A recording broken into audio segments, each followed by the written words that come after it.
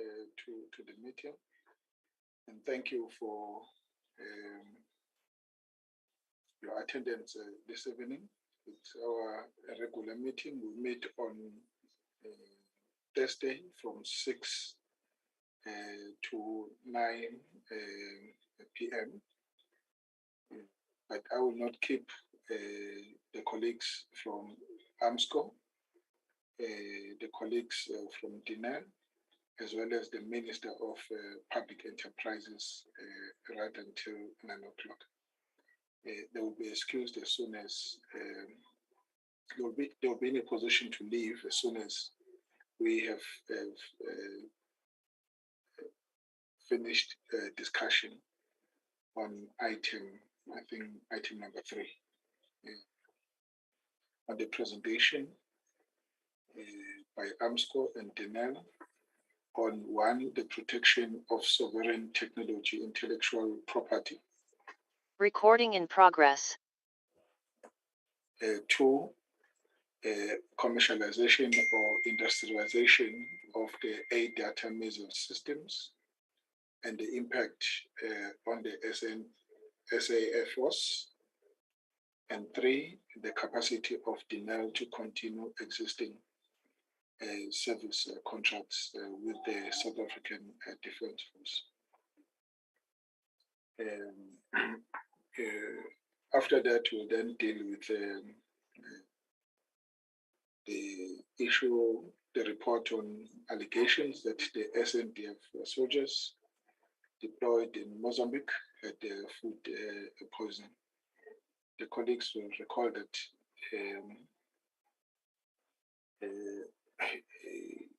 upon receiving a brief report from the Chief of Joint Operations, we requested the Minister to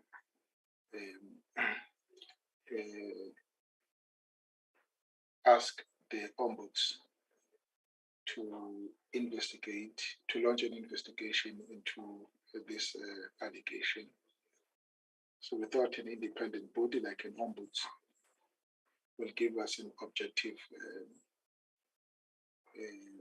report on the allegation of food poisoning. So the SANDF will then give us just the status of this investigation. And then the next item is the consideration of letters from the President on the deployment of the South African Defence Force under Operation Prosper. SANDF, I'm aware that we have renewed the deployment to Mozambique, if I'm not mistaken, and we have not received that letter. So I would expect you, SANDF, just to comment on that, or any other deployment or renewed deployment that you may be aware of and we have not received any information from your office. And then the number 6 will then look at our own annual performance plan, and then lastly would consider and adopt the minutes. So let's look at the apologies. I have a letter from the ministry indicating that the minister will not be in the meeting. The Minister of Defense and Military Veterans will not be in the meeting today, owing to another pressing commitment that she had to honor this evening.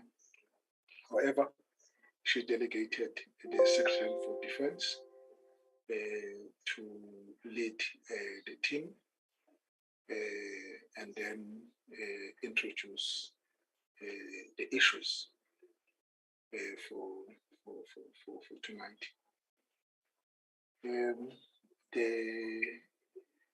We also received an apology from the Deputy Minister of Defense and Military Veterans, who's also held up because he has another engagement at the same time as this one.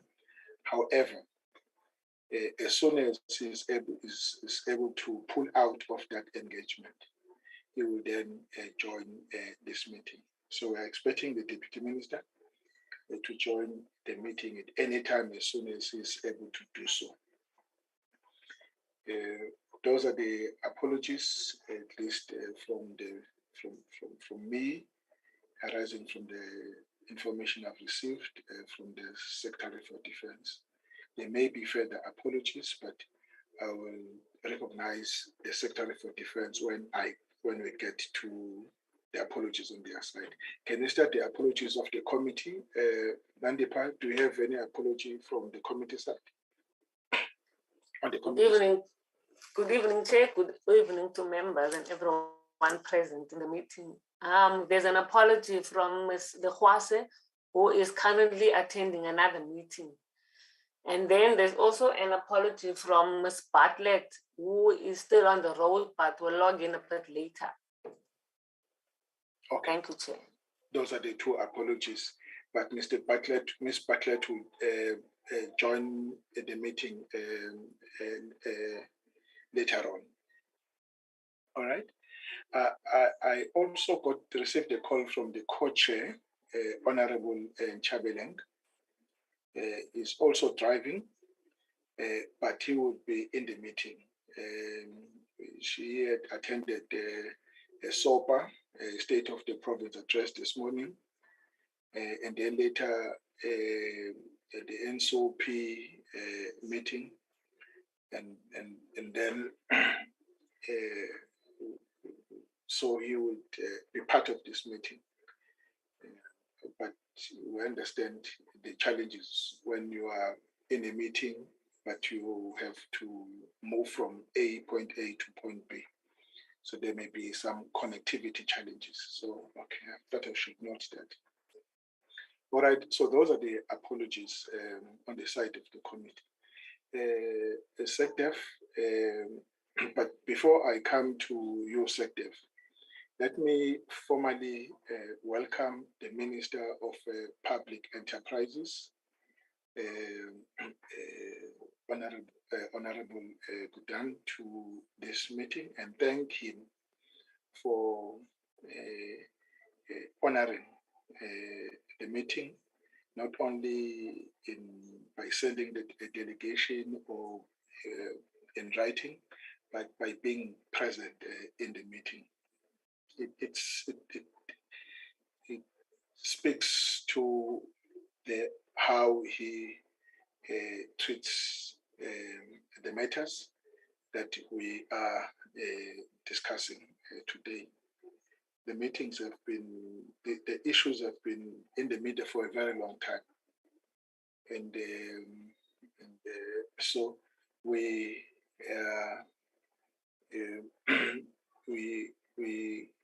appreciate when the minister is present that the issues are actually receiving. It means that the issues are in fact receiving his attention, but that would become manifest in our discussion or deliberations tonight. And SANDF, do you have any apologies on your side? No, Chairperson, from the officials, we don't have any, except to say that I am joined by CJ Ops, Chief of Joint Operations, which is General Sambweni, and General Nisi, both of whom are going to deal with our item number 4.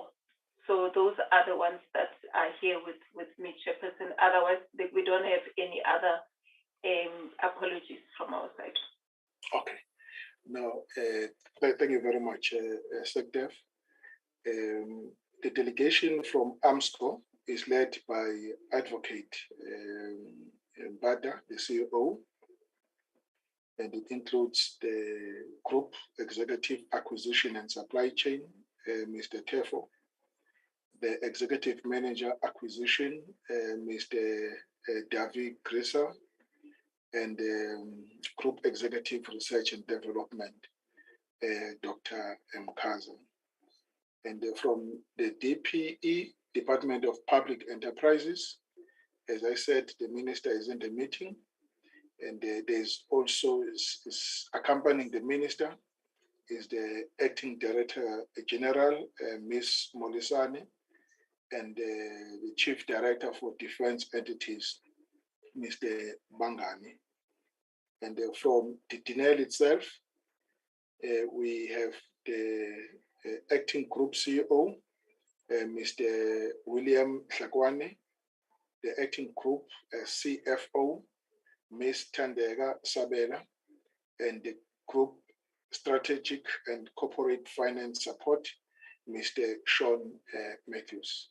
So that then constitutes the delegation from the entities that are in this meeting tonight. Having said that, let's look at how we're going to deal with this. I don't know who I might start with. There's an Armscor presentation. There's also a Denel presentation. However, the minister is in the meeting.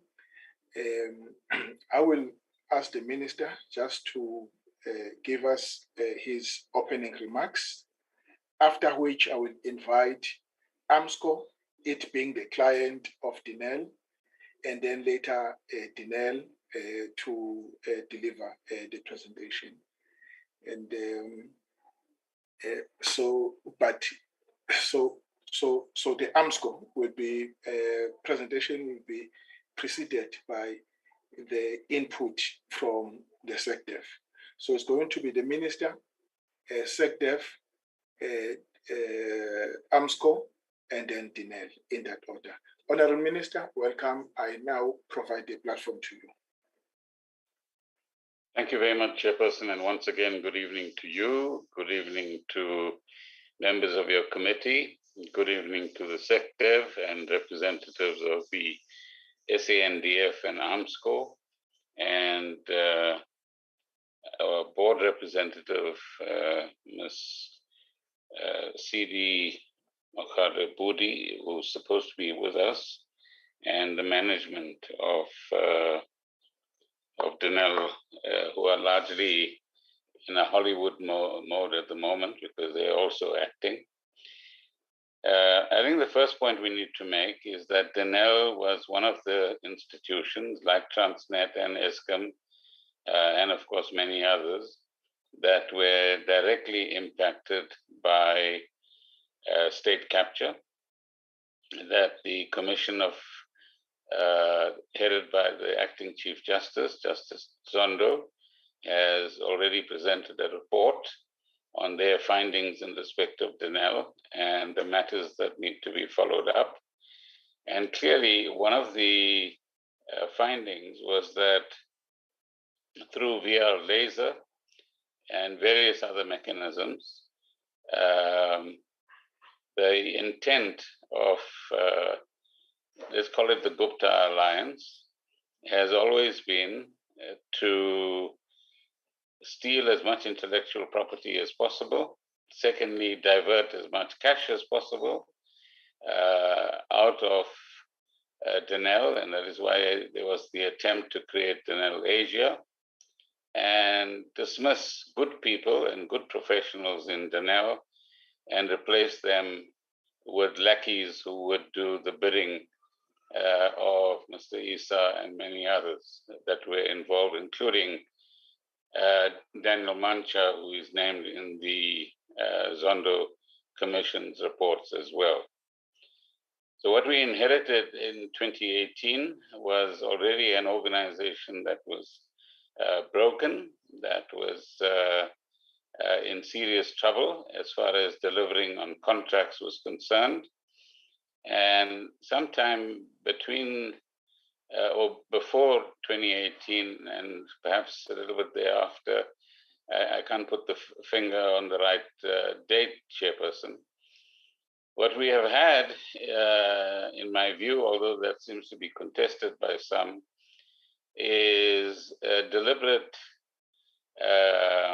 appropriation, let's use that word for now politely, of intellectual property, particularly in the high-tech area, by individuals who later made their services available and crossed the fence to join entities elsewhere in the world. At one stage, I was briefed by the Hawks investigators and the SIU that their case was fairly advanced. This might have been at least 2.5 years ago. And then suddenly, nothing seems to appear in respect of that matter any longer. And there was ample leads to be followed, if I may put it simply, for the investigators to actually follow and find the real culprits that were involved. But there's absolutely no mystery as to who they are and where they are residing and how they continue to undermine Denel in certain areas. Thereafter, Chair, there have been, we changed the board in 2018. The management remained for a short while until we discovered what they were up to, and then they made their way out as well at the most senior level.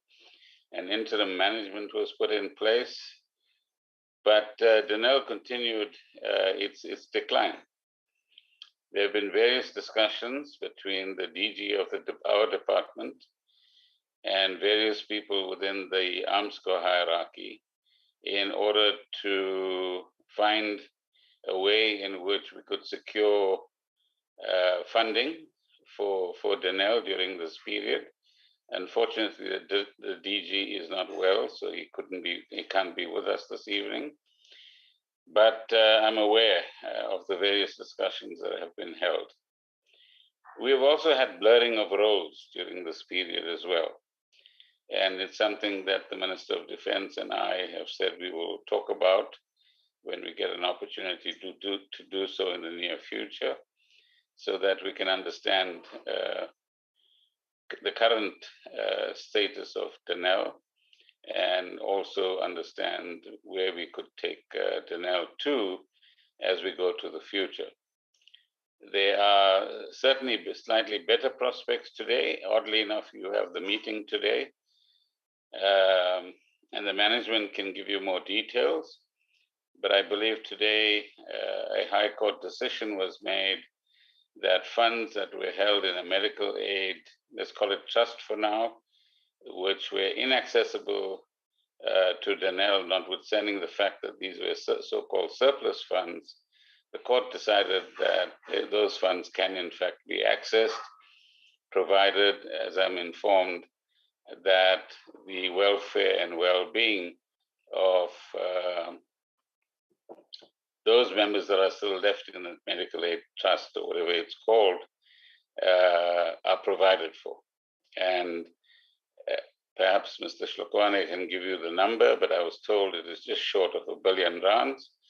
And that would actually help, according to the acting chair, to at least give Denel some room to meet some of its obligations, for example, to the South African Revenue Service, and place some of its entities on a better footing in order to deliver on contracts. And there is an order book of a fairly substantial order that the management team can tell you about, but what was lacking all along and where we needed assistance and got very little as Denel in this period is operating capital. Because if there's, as you know, Chair, if there's no operating capital, you can't produce anything and you can't sell anything, and therefore you don't get revenue coming in. Where government did assist is to pay off certain obligations that Denel had in terms of debt which were guaranteed, and that ran into a couple of billion rands that has been paid out, and there's a small amount that is outstanding in that regard.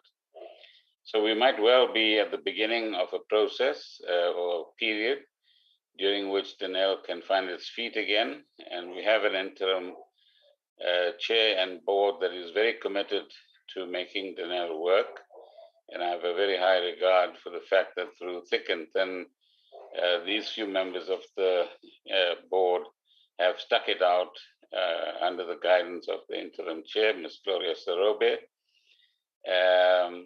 and hopefully they will assist us in getting Denel back on its feet when it has been on its knees for a substantial period of time. And that could also mean better interactions with the South African National Defence Force in terms of their needs.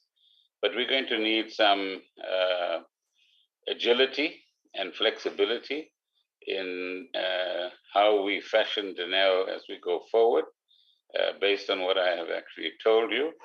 And that is what will emerge in the next month or two, and we can keep your committee informed at an appropriate point in time.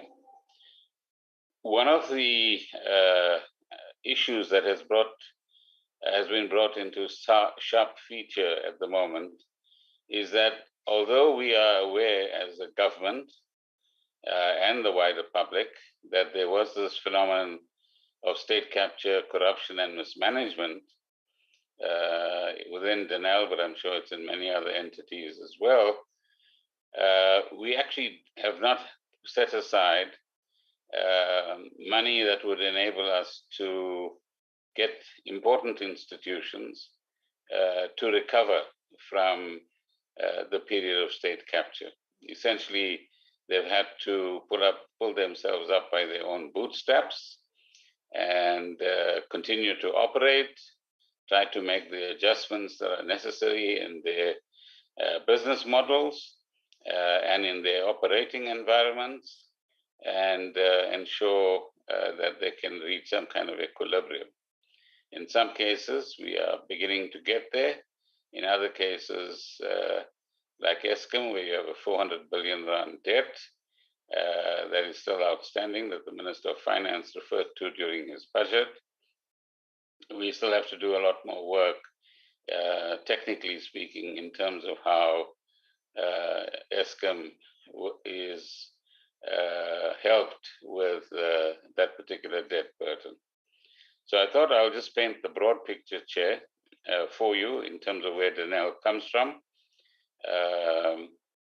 where the current lay of the land is in terms of its current prospects, but also indicating that there's hope for a better future, provided that we have the necessary imagination, agility, and resilience to get Denel going into a very different path. You will see some of these issues both in numbers terms and in terms of narrative when Denel management has an opportunity to make their presentation. Thank you very much for this opportunity, Chair.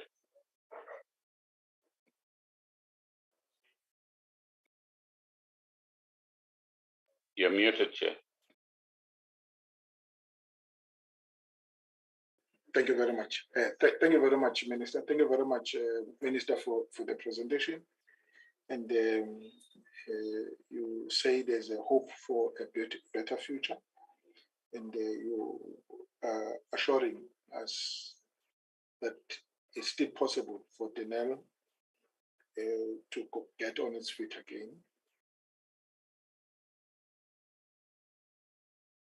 Are done, and you are alive to those things, and you are attending to them. I think that's the context against which we will be receiving the presentation tonight. Denel has been the subject of discussions. I think in the last 2 years since I've become a member of this committee, for one reason, that it had close to 80% of the SANDF.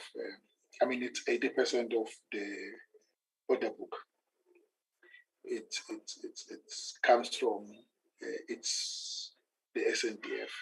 In other words, SANDF is the main client, and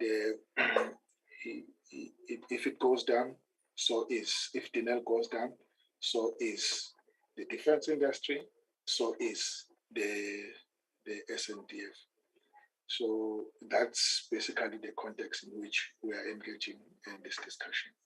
Now, having received this briefing from the minister, let me welcome the SANDF to just give us the remarks and then introduce the colleagues from Armscor who are going to take us through a first presentation. Over to you, SANDF.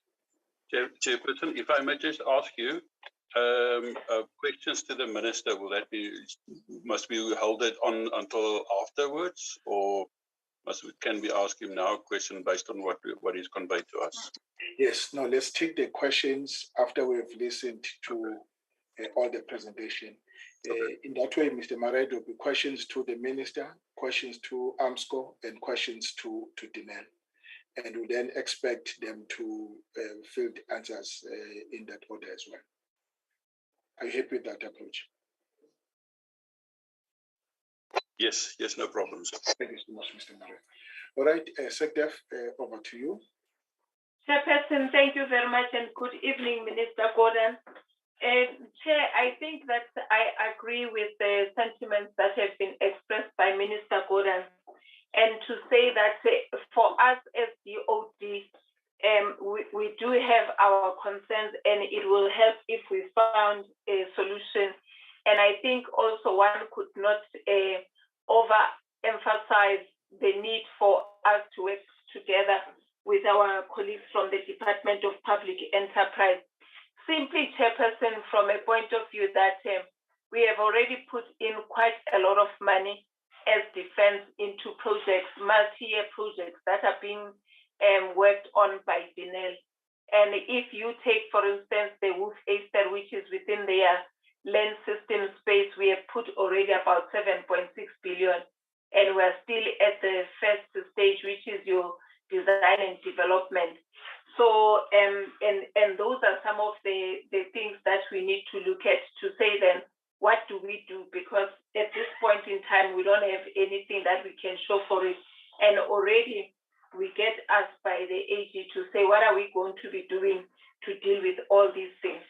However, Chairperson, I wouldn't want to dwell much into the details, but safe to say that the presentation by the colleagues from Armscor will speak to some of the things. The issue of IP is critical to the Department of Defense, Chair, because we put in a lot of money towards R&D, and that's how we then, out of that process, are able to get IP. And of course, we are operating in a financially constrained environment. And some of these things, one can explore how we can monetize them. But also, we don't know at this point how the solution to the revival of Denel will culminate in and how it is going to be in the event it does. But then if not, then some of the IP that we have will help us in the event, for argument's sake, if it is decided that we are going to partner with maybe other strategic partners that have an interest. We can't go into those negotiations cold without anything that we'll have to offer. But even in future, maybe it is also through those data packs that something can be built on them. And then two, Chairperson, you know, there is an issue of the IP Act of 2010, which falls under the Department of Science and Innovation. This IP Act is critical for us in as far as the issues of IP are concerned.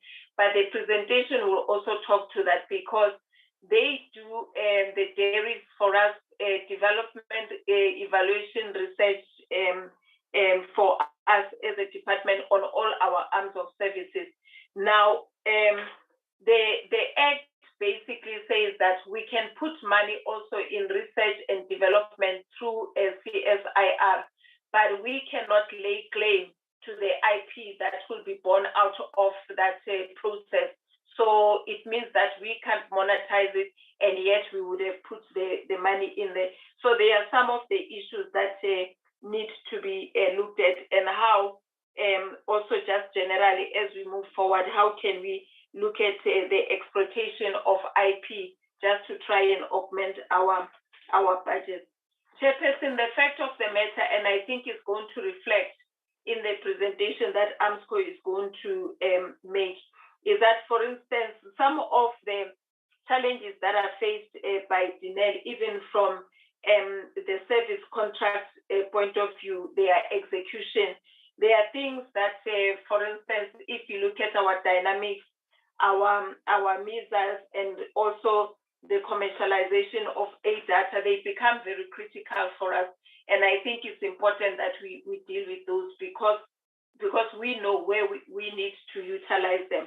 So I'm hopeful that, as we move forward, we'll be working very closely with our colleagues from the Department of Enterprise, and we've tried to do that with DG Khathatso Tlakudi. So we are hoping that this will really help us to move things forward. But I wouldn't want maybe to dwell in much more detailed presentation, Chairperson, because the presentation from the colleagues in Armscor will actually delve deeper into all these issues. And then I think that some of the questions can be responded to once the presentation has been concluded. That's what I would like to submit at this point, Chairperson. Thank you. Thank you very much, SANDF. I think it is the right time to invite the group CEO, Advocate Mbata, Armscor CEO, Advocate Mbata, to come on the platform. May I request that you set your video on? I can see it's on. All right, over to you, Advocate.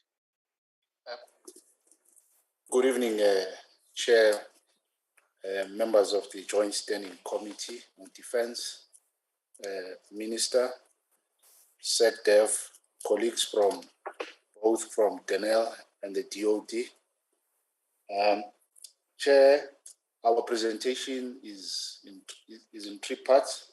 The first part will deal with the protection of sovereign intellectual property, which will be covered by Dr. Mkaza, and the latter two will be covered by Mr. Hussel, both on commercialization of the aid data missile and its impact thereof to the South African Air Force, as well as lastly, we'll deal with the capacity of Denel to continue with the existing service contracts with the SANDF. Their chair will be looking at possible, solutions. I must say, Chair, these are informed by our scanning of the industry. In the event there is an opportunity for Denel to either partner with various other role players. As we all know, Chair, it's been stated that some of the skills are not necessarily at the moment residing with Denel. So we felt that there is an opportunity to say if those employees that left Denel can be roped in. Some of them, we know which companies they have joined, but all these issues, Chair, are merely from our side on a proactive basis to say, in the interest of all the projects that the department and the state has severely invested huge amounts of monies in order to ensure that the capability that the SANDF requires, we can still at least, albeit, Chair, as you know, that most of the projects have moved to the right, but to make sure that at least we can salvage these projects based on its criticalness. So I'll hand over to my colleagues, Chair. I'll hand over to Dr. Mkaza to cover the first part on IP, as the secretary has stated, it's a very sensitive matter, as also the minister has touched on, in terms of how do we ensure that we protect and making sure that whatever IP that has been generated, it continues to benefit the country, and making sure that there is a whole framework so as to ensure that at any given time we can account for this IP.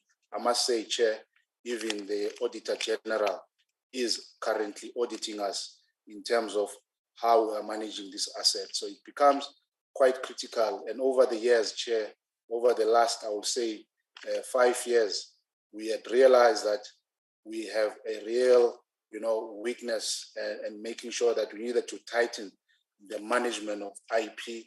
And over the last 5 years, as I've said, Chair, we have established a unit, capacitated by various, IP specialists and admitted IP lawyers who are really, making sure that they can, at any given time, we can account and monetize this IP, and we are able to know exactly what is the value of this IP.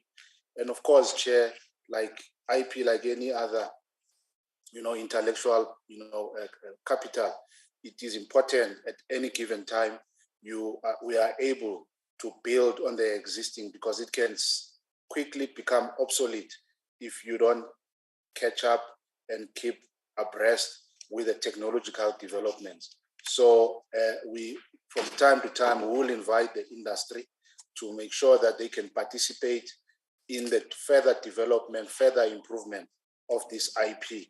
So Professor Mkaza will deal with those aspects. Without any further ado, Chair, let me hand over to Professor Mkaza to cover the first part. Over to you, Prof. Thank you, Chair. Thank you, CEO. Thank you, Chair, and to the Minister of Defense and DPE, members of the Joint Standing Committee, and the rest of the colleagues. The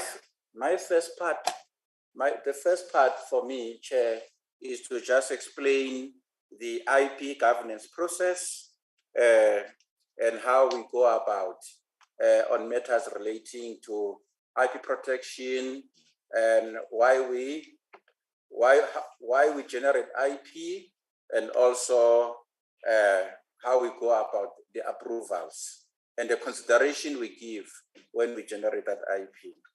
Chair, Armscor, as you know, is the custodian of the Department of Defense intellectual property, and this is in terms of the Armscor Act. The Department of Defense IP, meaning that IP funded by the DoD is generated through acquisition and research and development projects.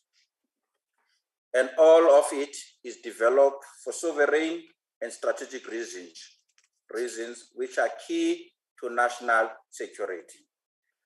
There is an IP governance process that we have in place, which ensures that the approval for exportation of DoD IP is granted to industry.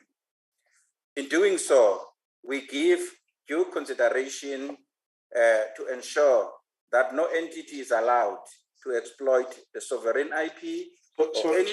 Sorry, Doctor. I thought you were going to flight your presentation.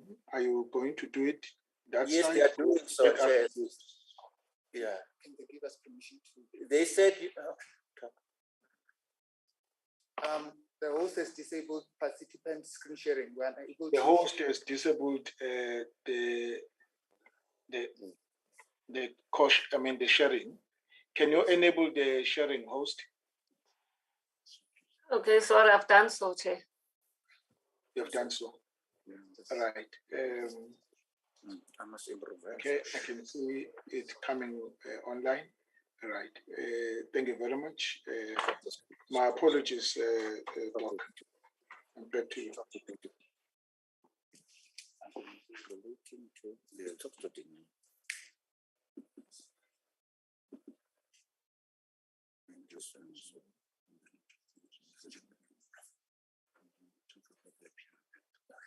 I must continue, sir. Are you able to see it now, Chair? Yes, very much so. Thank you, Chair. Yeah. I will then proceed. As I was saying, Chair, when we give consideration to exploitation, we ensure that no entity is allowed to exploit sovereign IP or any technology that will compromise national security. It is important to stress that in all the exploitation requests that we receive, ours is to make recommendation to the Department of Defense, and the DoD is then the final approver of all our IP exploitation transactions, as they are the owners of the assets. Chair, I would like to also point out every request from the industry has always been approved, except for those instances where the requester, due to whatever processes they have with third parties, the arrangement between them does not materialize. And the idea behind the governance process, Chair, is to encourage IP exploitation in an inclusive manner. Chair, the following slide, really, we took it straight from the defense review. And we put it there just to give a reminder of what we mean by sovereign capabilities and also strategic capabilities. I am not intending to read it through, Chair, as it is already in the public domain regarding that. If Chair permits, I'll move in to talk on sovereign IP protection relating to Denel in particular, if that is okay. Okay. Yes. So, Chair, over the years, we have contracted Denel to develop intellectual property on behalf of the DoD. And as I indicated, this includes the sovereign IP and the strategic IP. And historically, we've allowed Denel, and which we do also to industry, to keep the data packs relating to the IP developed under the Armscor contracts, so that they may be able to execute on projects and on contracts. Yeah. Now, Chair, the Armscor Act mandates that the Armscor Act mandates Armscor to manage and utilize IP as directed by the Secretary for Defense, and this is in a service level agreement.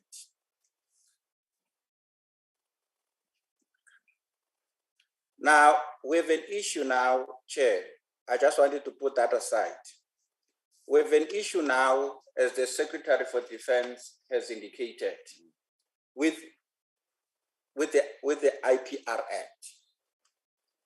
The IPR Act now, which provides that the IP emanating from public finance research and development shall be owned by the recipient. The recipient in this case being the Armscor contractors. And the IP developed by the defense since August 2010 can technically be owned by a company. This is subject to some condition, but it can be owned by the company that has developed that IP. So the IPR Act allows the industry to do as it pleases with this IP, which then exposes the country and compromises national security.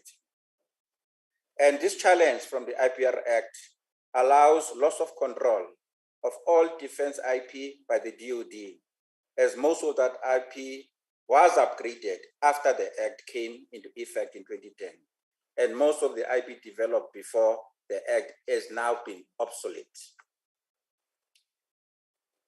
Therefore, the requirement, because of this Act, for the DoD to approve the industrial transactions involving IP falls away, and Armscor's mandate as a custodian of DoD IP is diminished or becomes redundant.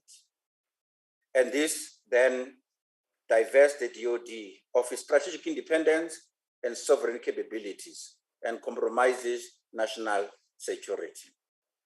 To this effect, and to try to remedy this, Chair, we have prepared a cabinet memo to request cabinet to approve the amendment of the IPR Act retrospectively.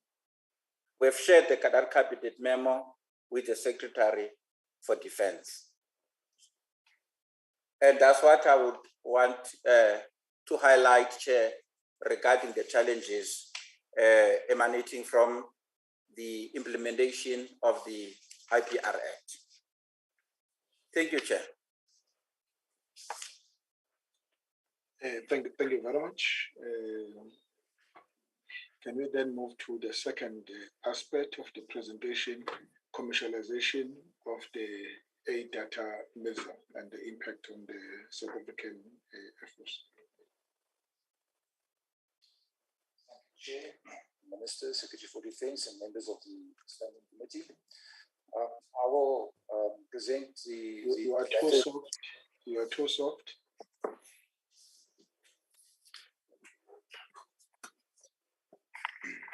Can you try again? Chair, if you can hear me now. I will present the latter two parts of the presentation by Armscor, being the commercialization of the ADARTA missile and its impact on the South African Air Force, as well as the capacity of Denel to continue existing service contracts with the SANDF. Chair, as an introduction, I must just state that sorry, this presentation... I did not get your name. Mr. David Chrysal. Oh, David Chrysal. Okay. Thank you so much. Yeah, this presentation will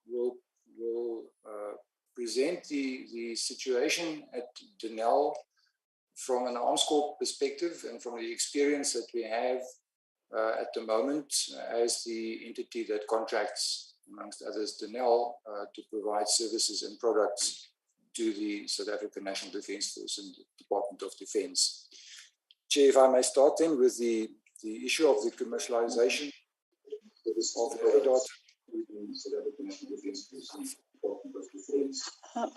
Chair, if I may start then with the... Sorry. Please, what's happening now? We lost you.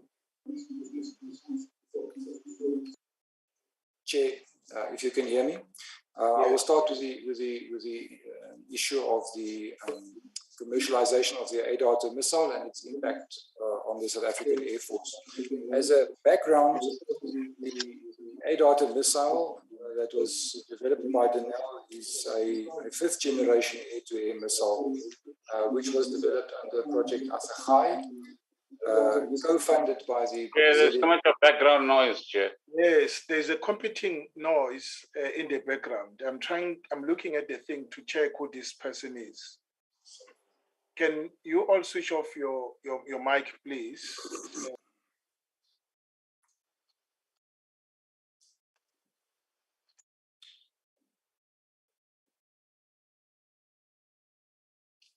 Can I continue, Chair?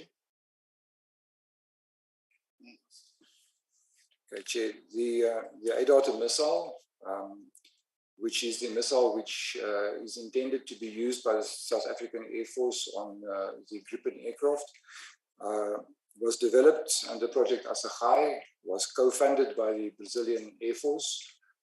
The Brazilian Air Force co-funded this program in order for them to receive a technology transfer from South Africa and to place them in a position to also industrialize and manufacture this missile. So for that, they paid the 50% of the cost for development of the missile. Chair, the development of the ADARTA missile under Project Asahai was completed in November 2019, albeit 4 years late. But we must also add that we were very optimistic with the development time for this missile if we compare to the development times of comparable missiles that are developed and manufactured internationally. So Chairperson, my apologies for interrupting. I just want to make sure this is seems to be an updated version of the presentation that was sent to us. Am I correct? And that we haven't received that specific one. Yes, I also picked that up, Mr. Marel. Like, for instance, yesterday we received one. I think this appears to be an updated version. Correct. Is that correct, CEO?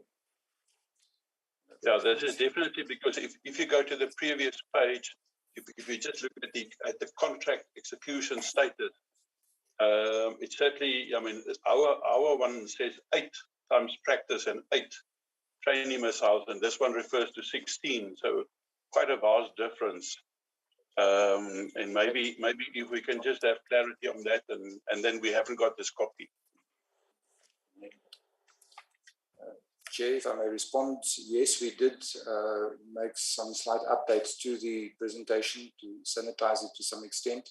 The 8+8 missiles, the 16 is basically a combination of the practice and the inert missiles. So we're basically just reflecting 16 of missiles in total, which are available at this point in time, Chair. So there are some slight updates only to this part of the presentation. Chair, the contract for the industrialization and the production of the missiles, for the full complement of missiles, that being the practice, the inert missiles, as well as the operational missiles, was placed on Denel in March 2015. And that was the time at which the development of the ADATA missile under Project Kamas was contracted to be completed. So the contractual completion date for the full delivery of the full complement of missiles to the South African Air Force was March 2018. And I will get to the status in the next slide. So the South African Air Force, in lieu of the ADATA missile, is currently utilizing an interim missile on the Gripen aircraft. Chair, the status of the production of the missiles for the South African Air Force is that 16 of the practice and trainer missiles, so it is 8 of each, have been substantially completed. The missiles are there. What is outstanding before we can take delivery of those missiles is the missile hangars, and that is basically the interface between the missile and the aircraft wing, and the missile hangs on that hanger. So some significant material problems were experienced with those hangars, which caused this safety issue. And Denel has been investigating the utilization of different materials, and those materials that they have identified are currently being evaluated to ensure that they meet the requirements. So once those hangars have been qualified, we could potentially take delivery of 8 practice and 8 inert missiles. Chair, the balance of the missiles, and this includes the full complement of the operational missiles, there has been no progress to date due to the challenges that are being faced by Denel. And I will not elaborate on the challenges faced by Denel. I think that is already common knowledge. The fact that they could not obtain any components, subsystems, or spares from suppliers due to non-payment. And at the moment, they are also suffering from a lack of capability and capacity. Chair, the missile design, due to the fact that this missile development actually started quite some time ago, should have been completed in 2015. We are already seeing that there is some obsolescence in the design, and that will have to be re-engineered to a certain extent, and we will have to do an audit or an assessment to determine what the extent of the re-engineering would be. Not a total redesign, but where some components have become obsolete, we would have to look at replacing those components. Chair, the options going forward, our responsibility towards the South African Air Force is to ensure that the Air Force has got continued access to the latest missiles on the combat aircraft. So there are a number of options that are being investigated at present in lieu of the ADATA missile being available at the time when it was should have been available. So we have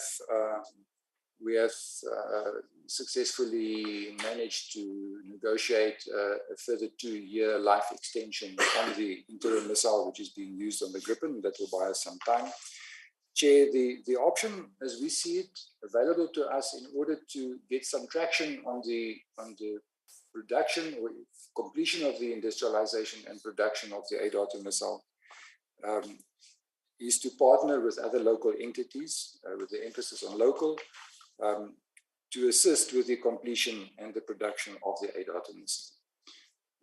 We have had several exploratory engagements with the local entities, and that has revealed the willingness and sufficient capacity to execute the missile production by means of a partnering arrangement with Armscor, and this would of course include Denel, who at the moment holds the data pack and who has all the required facilities.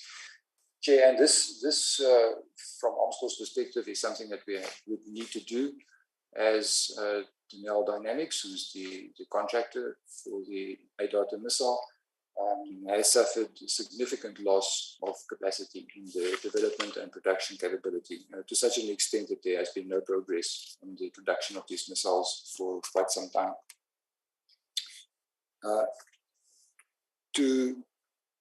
There would also be some limited re-engineering work, as I've already indicated, to re-engineer some parts of the missile which might have become obsolete. I'm not saying it has, because we will have to do a complete and a comprehensive assessment. Chair, to continue with the production of the ADATA missile is the only viable way forward for us to ensure that the South African Air Force has access to short-range air-to-air missiles on their fighter aircraft. We have looked at all the other options. None of them are really viable, so we have to continue with the ADATA. We will further engage with the South African Air Force regarding this proposed way going forward of rather than relying only on Denel to start engaging and investigating the options of forming a partnership agreement between some of the other entities who have taken over a lot of the capability and capacity that existed within Denel previously. Chair, that in short would cover the situation with regards to the ADATA and the availability thereof to the South African Air Force. If you would allow me to, I would then continue with briefly looking at the capacity. And again, this is from an Armscor perspective and Armscor's experience with the capacity of Denel to continue the execution of service contracts for the South African National Defence Force.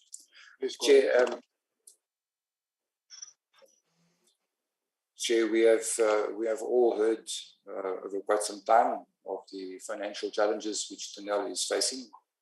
So the financial constraints experienced by the Denel Group, it has become very visible to us that they are experiencing challenges with obtaining components and subsystems from suppliers. We rely very heavily on Denel and certain of the divisions of Denel to continuously provide spares, subsystems, and components to the SANDF to ensure that the product systems of the SANDF can be sufficiently and properly maintained. The capacity and supply challenges that they have are significantly hampering the deliveries against most of the Armscor contracts that we have on Denel at the moment. The challenge is really that Denel is the original equipment manufacturer of a number of equipments and subsystems that are in use by the South African National Defence Force. And as such, Denel is in possession of the data packs, for example, for some of the vehicles for which they are the OEM. So we need to have cooperation with Denel in order to continue providing these services, maintenance services, as well as the provision of spares to the National Defence Force. And in some cases, they are also the design authority of some critical subsystems or items of larger product systems. For example, the unique pyrotechnics which are being used in the South African Air Force aircraft. Pyrotechnics such as the ejection seat cartridges for the aircraft, as well as fire protection cartridges, fire extinguishing cartridges, which is used in our aircraft. And some of our aircraft, as the committee would know, are very unique, like the Rafale attack helicopter, which is unique in its design. So we have got unique cartridges in there, which are currently manufactured by Denel PMP. So it poses a challenge to us to obtain the required equipment and services from other instances, the fact that these are not commercially available anywhere else. And we are basically forced to source it from Denel. We need continued supply of those critical subsystems and components to ensure continued airworthiness of the systems or aircraft of the South African Air Force. Chair, I will then briefly look at the status of service provision from an Armscor perspective and with Armscor's experience by Denel for the South African National Defence Force. It is important to note that at this point in time, the only entity within Denel that is continuing to provide services to us is Denel Aeronautics. They have been contracted for the maintenance of 3 aircraft types of the South African Air Force, being the Rooivalk attack helicopter, the Oryx medium transport helicopter, as well as the C-130 medium transport aircraft of the South African Air Force. Aeronautics has been financially ring-fenced, thus allowing them to utilize the income from contracts and deliveries that they do to Armscor to procure essential spares. To assist in this process of ensuring that the continued maintenance of aircraft for the South African Air Force, we are also assisting Denel Aeronautics by direct payment of selected suppliers. We are also directly contracting selected spare suppliers for the South African Air Force. And these are spares which previously were acquired through Denel Aeronautics. We are now contracting directly with mostly foreign suppliers of critical spares for the various aircraft types of the Air Force. So the contracted maintenance work on the South African Air Force aircraft is continuing at the moment, albeit at a slower pace. Chair, then to move on to the Denel Land Systems and the Denel Vehicle Systems, they have both been affected, and all contracted services to them have been affected due to the unavailability of components from suppliers and subcontractors. And we have identified, in the case of Denel Vehicle Systems, which is primarily the supplier of spares for a range of vehicles being utilized by the South African Army and also other services and divisions within the South African National Defence Force. We've identified alternative supplier for those spares that were traditionally sourced through Denel Vehicle Systems, and this has been done in conjunction with Denel Vehicle Systems, so the alternate supplier has access to the data packs as well as to the supplier database. And we have already placed orders on the alternative supplier to provide critical spares for the South African Army. To continue to the test and evaluation services provided by Overberg Test Range in the Cape. They have suffered some personnel issues or losses, but they are continuing to be in a position to provide services for us to the extent that we have contracted them. One of the main problems or significant problems that we are facing with at the moment is the supply of ammunition and other pyrotechnics by PMP. Firstly, due to tax compliance issues of Denel, as has already been mentioned by the Minister, we cannot place any new contracts on basically on any Denel division. We have engaged with National Treasury to seek a dispensation in order for PMP to supply critical small caliber ammunition to the Department of Defence. And again, PMP, for various reasons, is the only entity that we can contract to provide the specialized ammunition with specialized markings on for the National Defence Force. They are furthermore experiencing some challenges with procurement of raw materials required for the execution of these contracts. And those are contracts or existing contracts which we have on them, which are at the moment all significantly late due to the fact that they cannot acquire or procure the raw materials. So we have experienced significant delays in the execution of critical contracts, and critical contracts are contracts such as contracts for the supply of pyrotechnics and ejection seat and fire extinguishing cartridges for the South African Air Force aircraft, because we must bear in mind that those cartridges all have a predetermined life, and once the operational life of those cartridges has expired, the aircraft are not permitted to fly any longer unless they are replaced. So we are investigating alternative options to ensure the continued supply of cartridges to the South African Air Force to ensure continued airworthiness of the various aircraft. Chair, then Armscor's perspective on the way forward, what we are busy doing at the moment to ensure that we can, to the best possible way, continue supplying products and services to the National Defence Force, which come from Denel. So as far as Denel Aeronautics is concerned, they will continue with the product support services for the South African Air Force.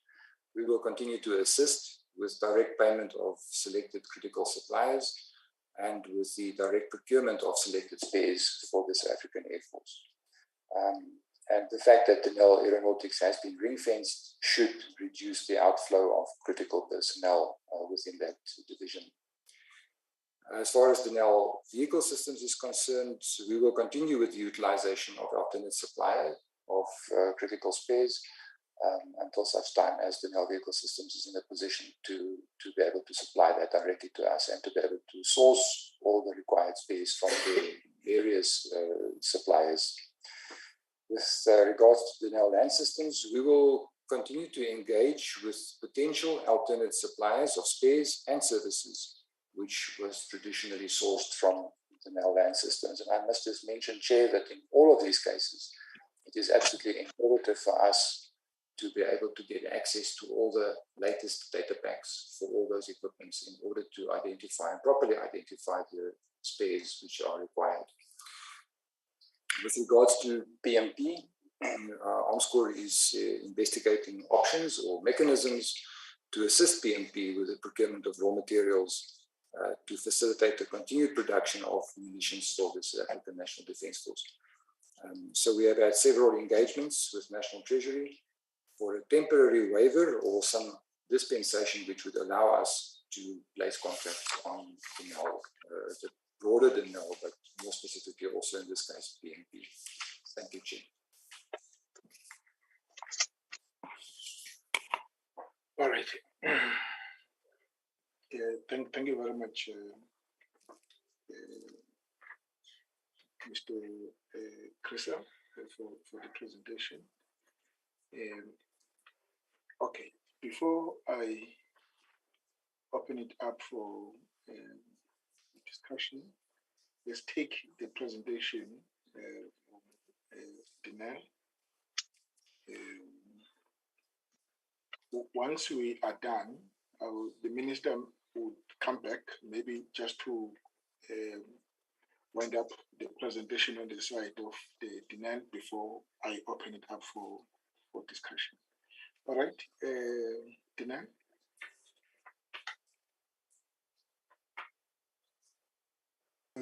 Thank you, Chair. Good evening to the honorable members. Good evening to the Minister, the SANDF, and the rest of the colleagues from DPE, as well as Armscor. Am I audible enough, Chair?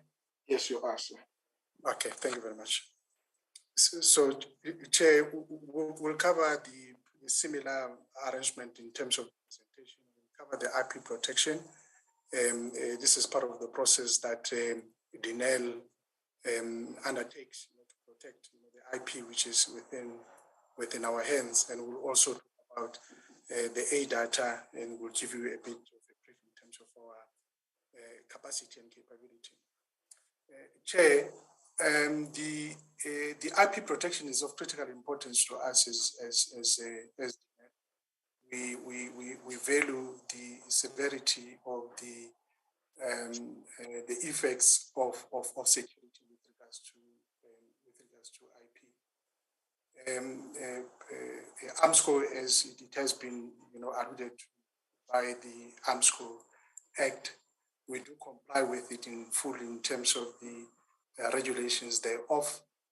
Our IP is stored in very protected networks and vaults as well.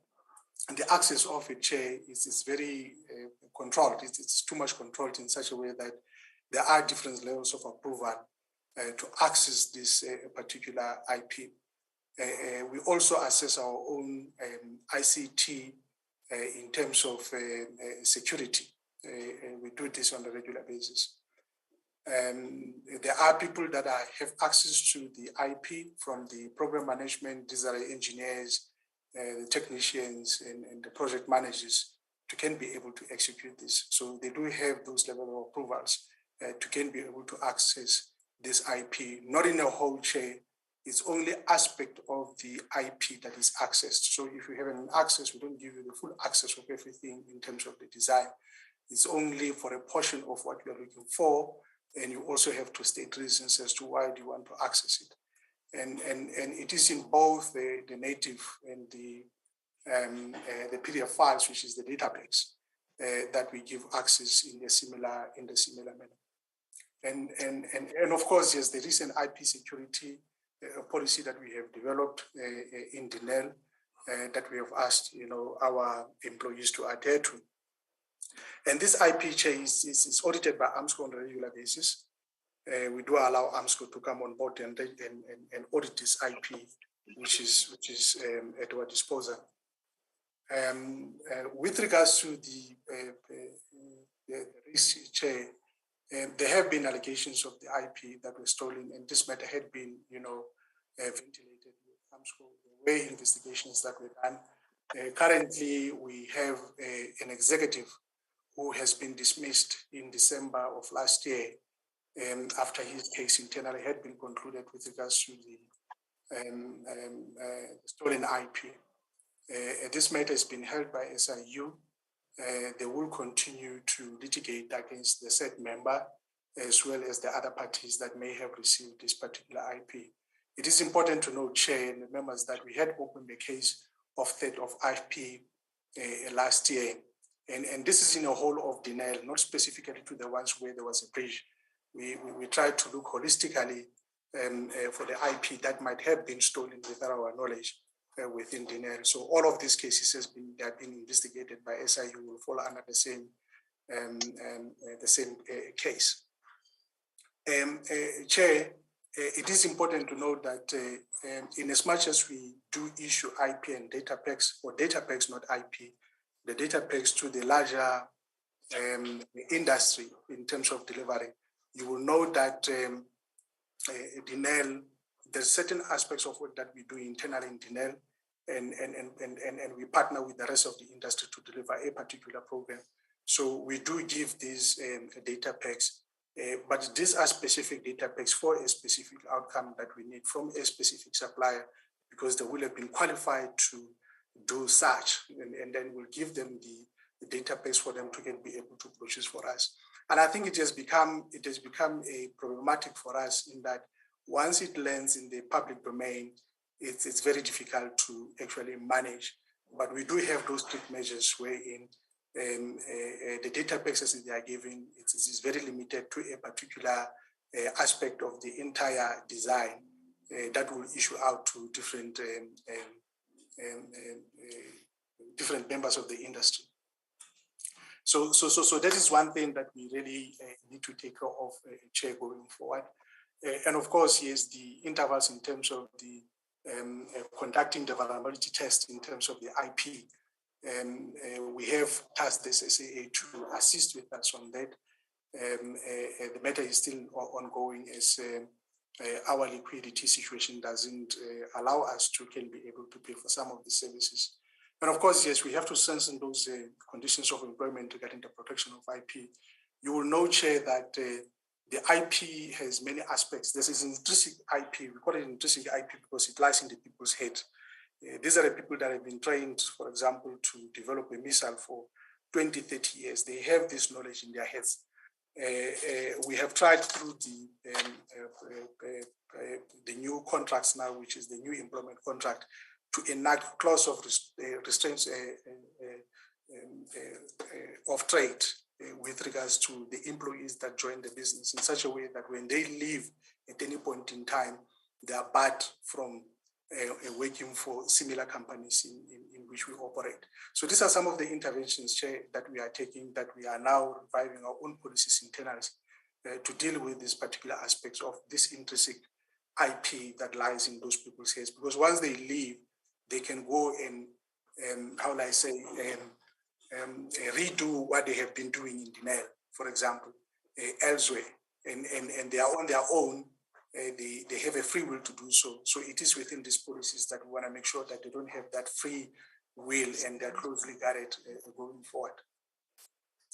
And with regards to the centralization of the IP, we have taken note that we had never any control of the IP which lies between the divisions, which are solely managed from the divisional perspective. You'll see in our model that we have tried to elevate it to the top to say we want to manage this particular IP from corporate office in such a way that we have a good handle of how to manage it and exploit it in the best way that we can, in such a way that there are no transgressions, Chair, as they have happened before. So as I said, Chair, this IP comes in different forms in data packs.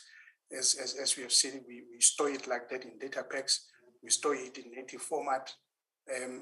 But what we have done recently, Chair, with the loss of a complement, we now have involved what we call information and knowledge management, wherein we extract this knowledge out of these old people that are still within the business currently. Denel has not done that, and unfortunately was suffering as consequences of the mass exodus of personnel in our business. So that would be that, Chair, with regards to the IP and IP controls in place. With regards to the aid that I think much has been said, I'm not going to read what David Chrysal has written. Suffice to say that the missile can be integrated, Chair, to the fighter aircraft, like the Crippen, as we have the Crippen in South Africa, and it's some of the things that we want to explore elsewhere in the world, wherein we can commercialize this IP, be able to integrate it and actually put it in those aircrafts. And we do have other aircrafts that we're exploring wherein they could be a right fit. The issue, Chair, as you have noted, it is the problem that we have with the skill sets, this particular skill sets, specifically in design and development of this particular IP. But we'll continue to knock on the doors, Chair, and see how we contract the rest of the industry to assist us in this endeavor. Now, with regards to capability, Chair, it's a very busy slide, but I'll try to take you through the slide very slowly. So, as at the first, this is as at the 31st of December. So this is 3 quarters of last year of 2021. And the 1st of April until the 31st of December. Between then, we had around 2,600 complement. And as at the 31st of December, we are now 2,185. The delta thereof, as you can see, there's a lot of females that I have left, a lot of males that I have left. And in the main, the people that I have left are artisans and some of the technical personnel and engineers. They constitute a bigger portion of what we have lost. And as much as we have lost people in finance, in supply chain, in HR, but where the dent in the main is more on the technical personnel. I'll show you in the next slide, Chair, how this thing derived. You'll know that we had around 360. We had around 367 engineers as at last year. To date, we are sitting at 198. And in the main, these engineers that I have left, these are highly skilled engineers that possesses the sovereign capability for the country. We have lost it. 90% almost of the capability in sovereign capability, we have lost it. Is sitting somewhere in the UAE. And we have also lost a lot of production technicians, as you can see, the number from 1,193 to 761 to date. And those development technicians, as you can see, they've sort of dwindled down. So the head count as at to date, we are sitting at 2,185.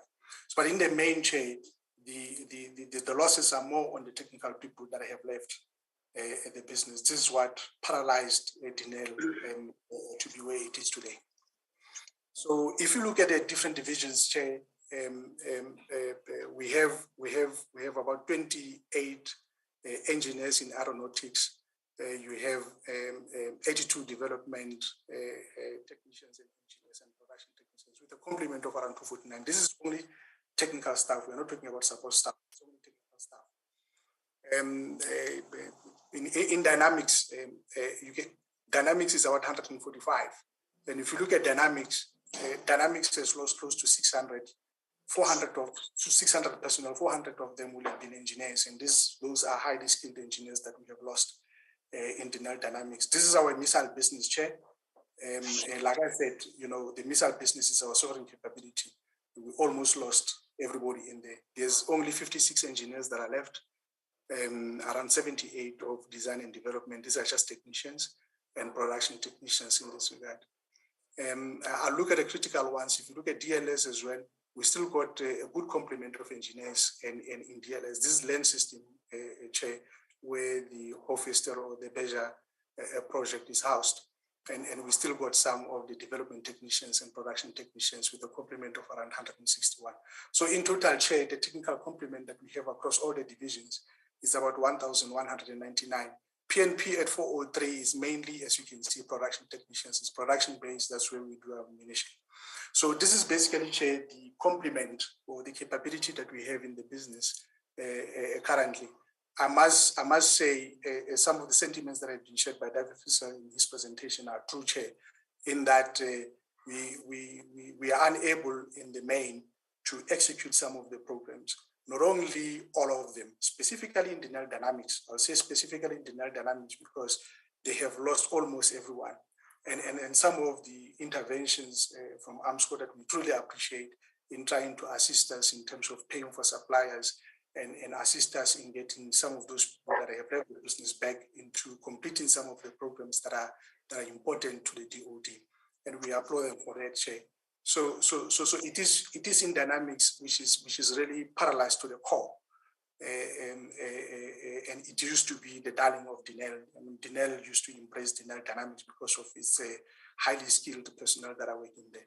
But if you look at DLS and the rest, we fairly are good in terms of the complement. We do have resources to can be able to complete some of the projects. But in the main issue is our liquidity challenges to can be able to have that capital injection, be able to pay suppliers and execute some of these programs. And this is what is in the main has delayed us.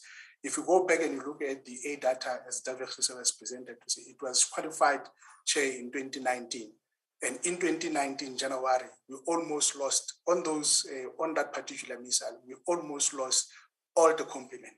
In fact, today, as we see, we have only production engineers, and few of them, in fact, that can deliver on that specific missile. So the issues have started then, and to date, we have lost that number that I have alluded to in the previous slide. So the current state as it stands with Denel is that, yes, we are technically insolvent. We have these operational requirements in terms of insufficient funding. Or close to 789 in terms of employee salaries. This will include tax, as the Minister has alluded to, that with a little bit of the relief that we might get, we should be able to reimburse SARS in terms of the tax. And also inclusive in there is the medical aid. The rest of the supplier environment, we owe them close to 900 million, which is just below $1 billion. So the cash flow as we project them this year with the current corporate plan, we are looking at making a loss of around 600 million.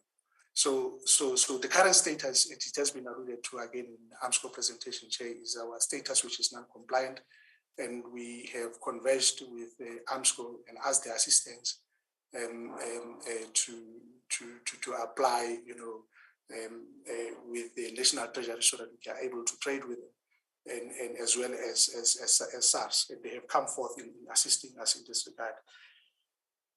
So, and again, Chair, the issue that we had in recent months, you might have seen in the newspapers, because of our liquidity situation, where we have lost a lot of complement in the financial environment, in the supply chain environment, in HR.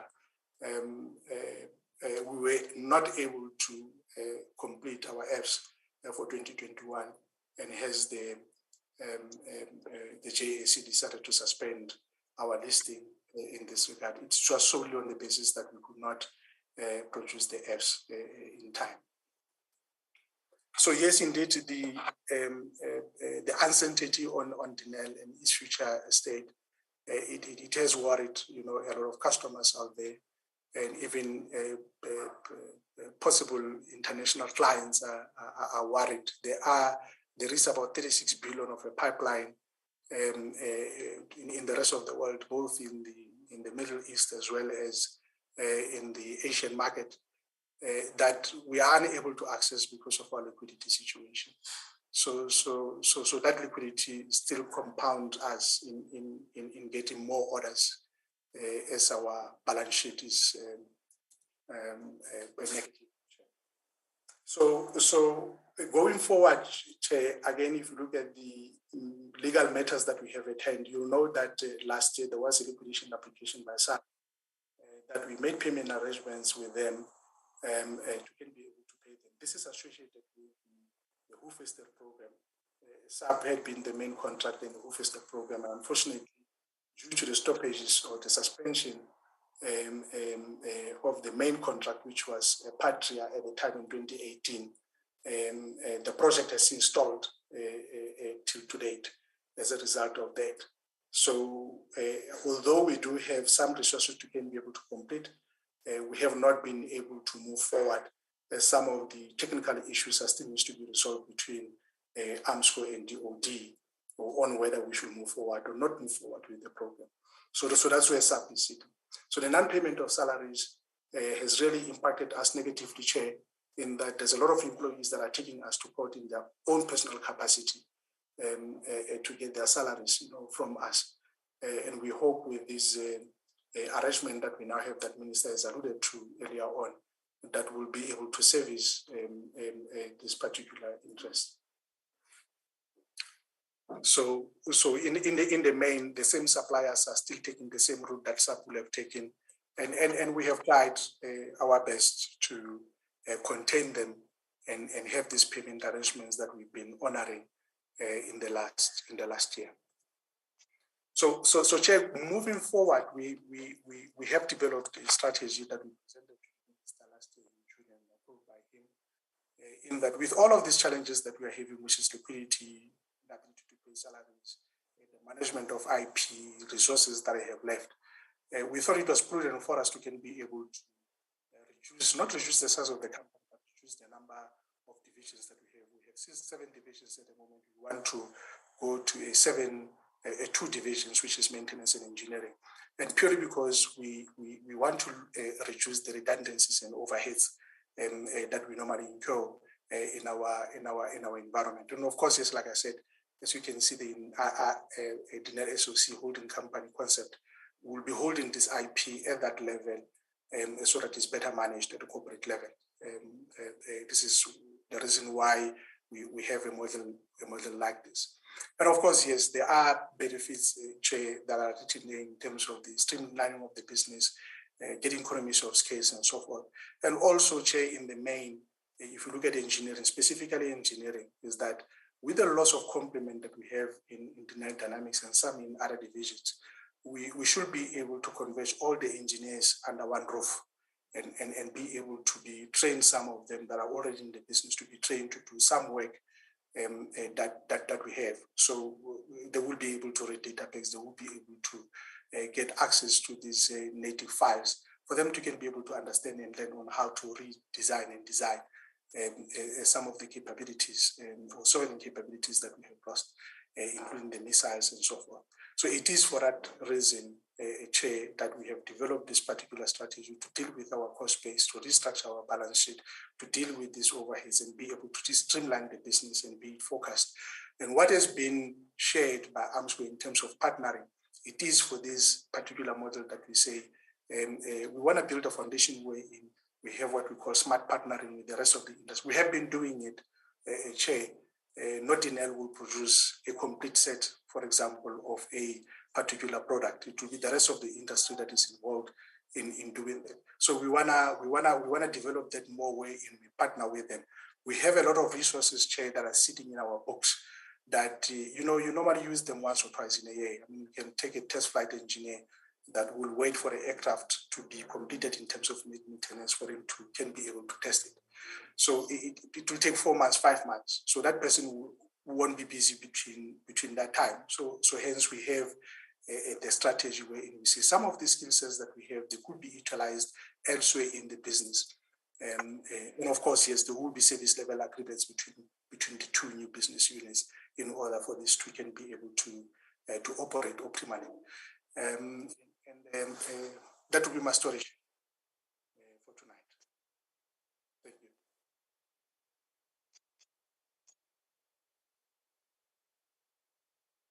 Okay.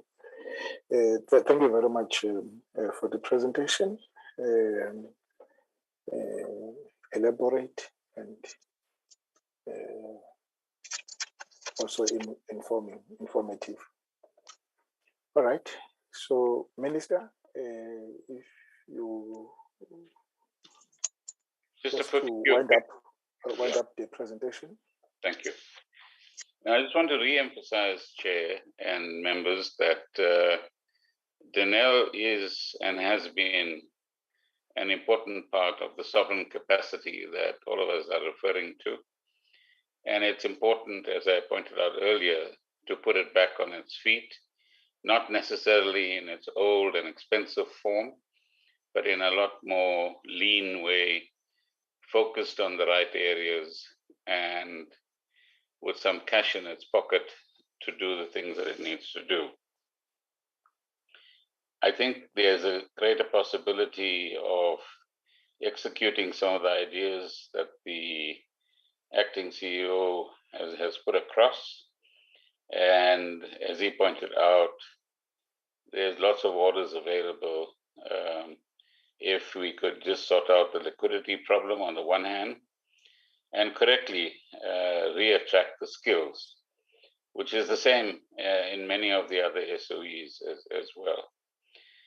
The consolidation that you saw on the second last slide into two divisions, I think is an important step forward in restructuring an entity affected by state capture.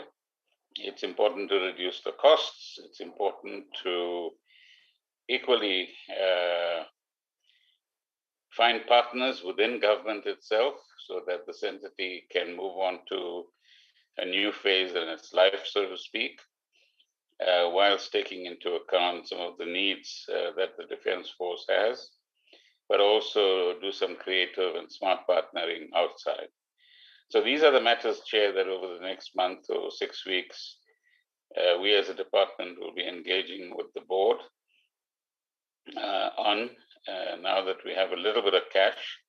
But it's equally important that the Treasury finds some way of supporting the direction that we want to go in, and that further discussions with both the Defense Force and Armscor would give us the same kind of focus and alignment that we require in order to go forward. On the question of IP, I think there's been a fair exposure to you about the new protective measures that have been put in place.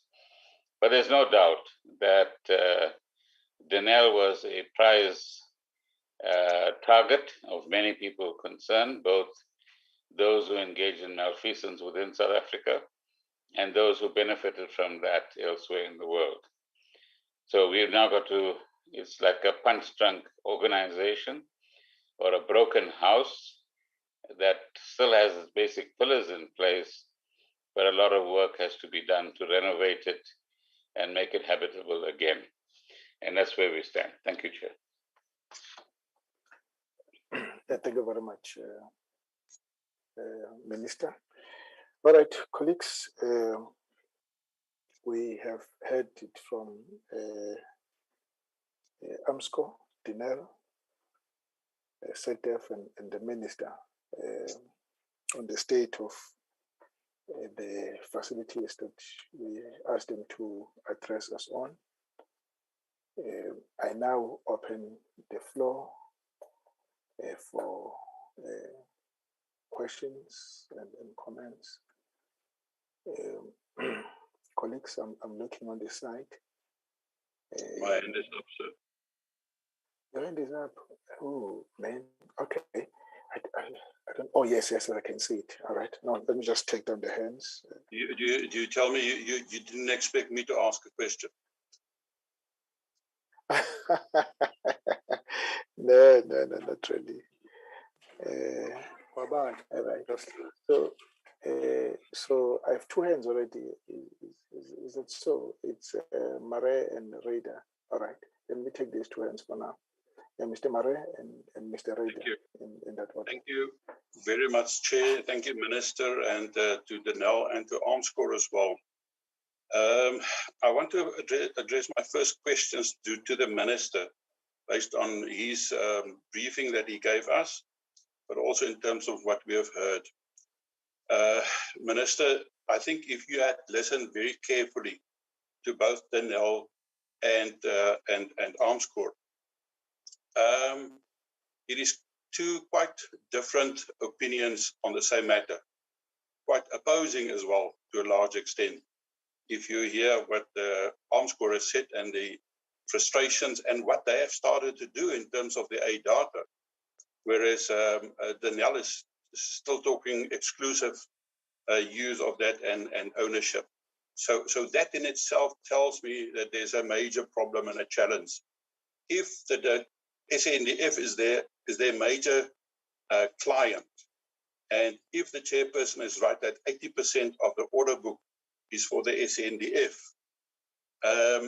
then obviously then Denel and Armscor must talk from the same hymn book and the same page, and that quite clearly is not the case. I want to ask you, Minister, some years ago, in terms of the future of Denel and what to do with Denel was supposed to go to Cabinet. Has Cabinet taken a decision on the future of Denel, and whether have you considered allowing private equity partners to some of the divisions of Denel? Have you considered selling the 49% in RDM to RDM for a liquidity injection as well? And then also in terms of the 1 billion rand that you are talking about, it seems like you think that's a lot of money. If you had listened to Denel, they have said that they owe SARS over 500 million rand, employees 800 million rand, suppliers 600 million rand. So you're talking about close to 2 billion rand. So in other words, the 1 billion rand is but 50% of what they need to just start moving forward, and then there's no operational capital available. Then that 2 billion rand, and we have seen yesterday, court cases where it has been granted against Denel by trade unions. So it seems like there are quite a number of court cases that has been concluded. I specifically want to ask about that because it seems like that order book that they rely on might be a very, very flimsy order book or reliance. Let's be honest, Minister, the SANDF, the Department of Defense, also do not have money. You've been Minister of Finance, so you know, you can read the budget, and you know what has happened with the Special Defense Account. You know what has been appropriated now yesterday in the budget. There's not even enough money to do the midlife upgrades of one frigate. What to say, all of these purchases and Hoefyster and all of that. So maybe you must give us an indication of really the future of Denel, given all these cases, and if you can just touch on that 1 billion rand, when that can be expected, and whether you have liaised with trade unions as well. Then in terms of the rest of Denel, I just want to ask Denel about the IPs. You have said that the IPs are quite well secured. How many of the security contractors have withdrawn from various sites due to non-payment? We know that those security systems, like surveillance systems, fences, etc., cannot be maintained with a lack of funds. And if they have lost those contractors, how secure is this IP. And remember, they have requested staff to work from home. So in other words, it's not in a secure campus, in a Denel building where you can protect those things. So those things are very, very important. I want to ask Denel as well about the A data.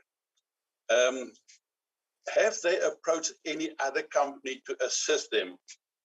Specifically, have they approached people like Hensoldt, Incomar, some of the other local industry suppliers and producers and manufacturers? Armscor specifically referred to that they have started to work with other companies, approaching them to develop and manufacture the A data. Can Armscor give us any indications of who are the companies that they have talked to? I also want to ask about the A data to Denel. That contract with Brasilia has been, I think, there's been a long overrun. If I have my information correct, it should have been supplied long time ago. Are there any penalties on those non-delivery of those orders, and to what extent and what is the amount, and how can that implicate the organization going forward? I want to ask the question also about the security and the fact that the presenter has said that it's to large extent belongs to people who have the knowledge. But if my information is right, and they've to a certain extent admitted to that they have lost an enormous lot of engineers. And we know where those engineers are now. They are in the Middle East. They are in the UAE. They are in Saudi Arabia. So is it not too late?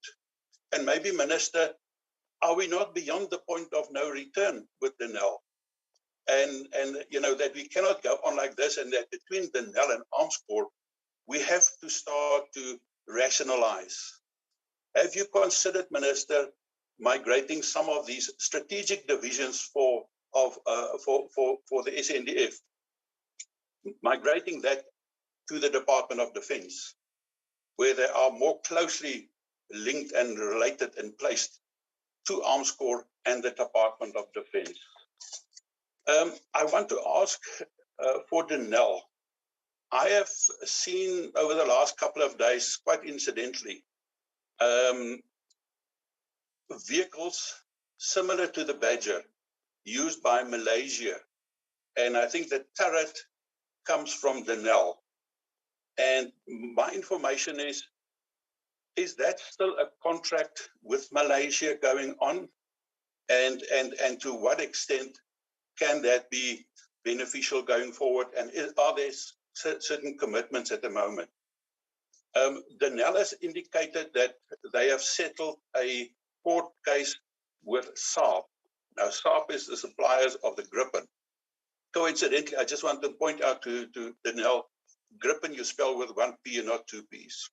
So maybe it's very important going forward if you want to supply the Gripen stuff. On that,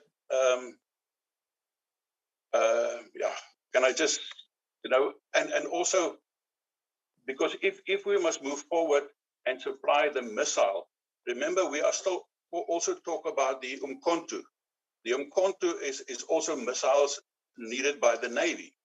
So to what extent can Dynamics, with those few people that you've indicated to us, can Dynamics in all practical purposes, can they do something and provide information? Also, to Armscor, just a question. Will Armscor have enough money to maintain the Gripen maintenance contracts or go into new maintenance contracts? We know what has been budgeted yesterday, and that is no beautiful and nice picture for us to look at that.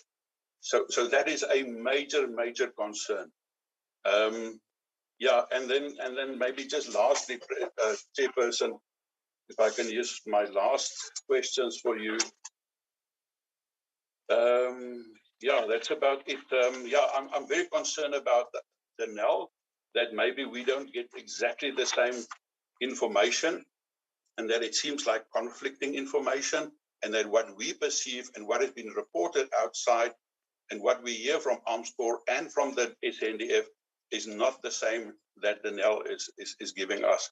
So that seems to be quite conflicting, and it is our duty as the Joint Standing Committee on Defence, who's responsible to assist the Department of Defence and the SANDF, that we get to the bottom of this.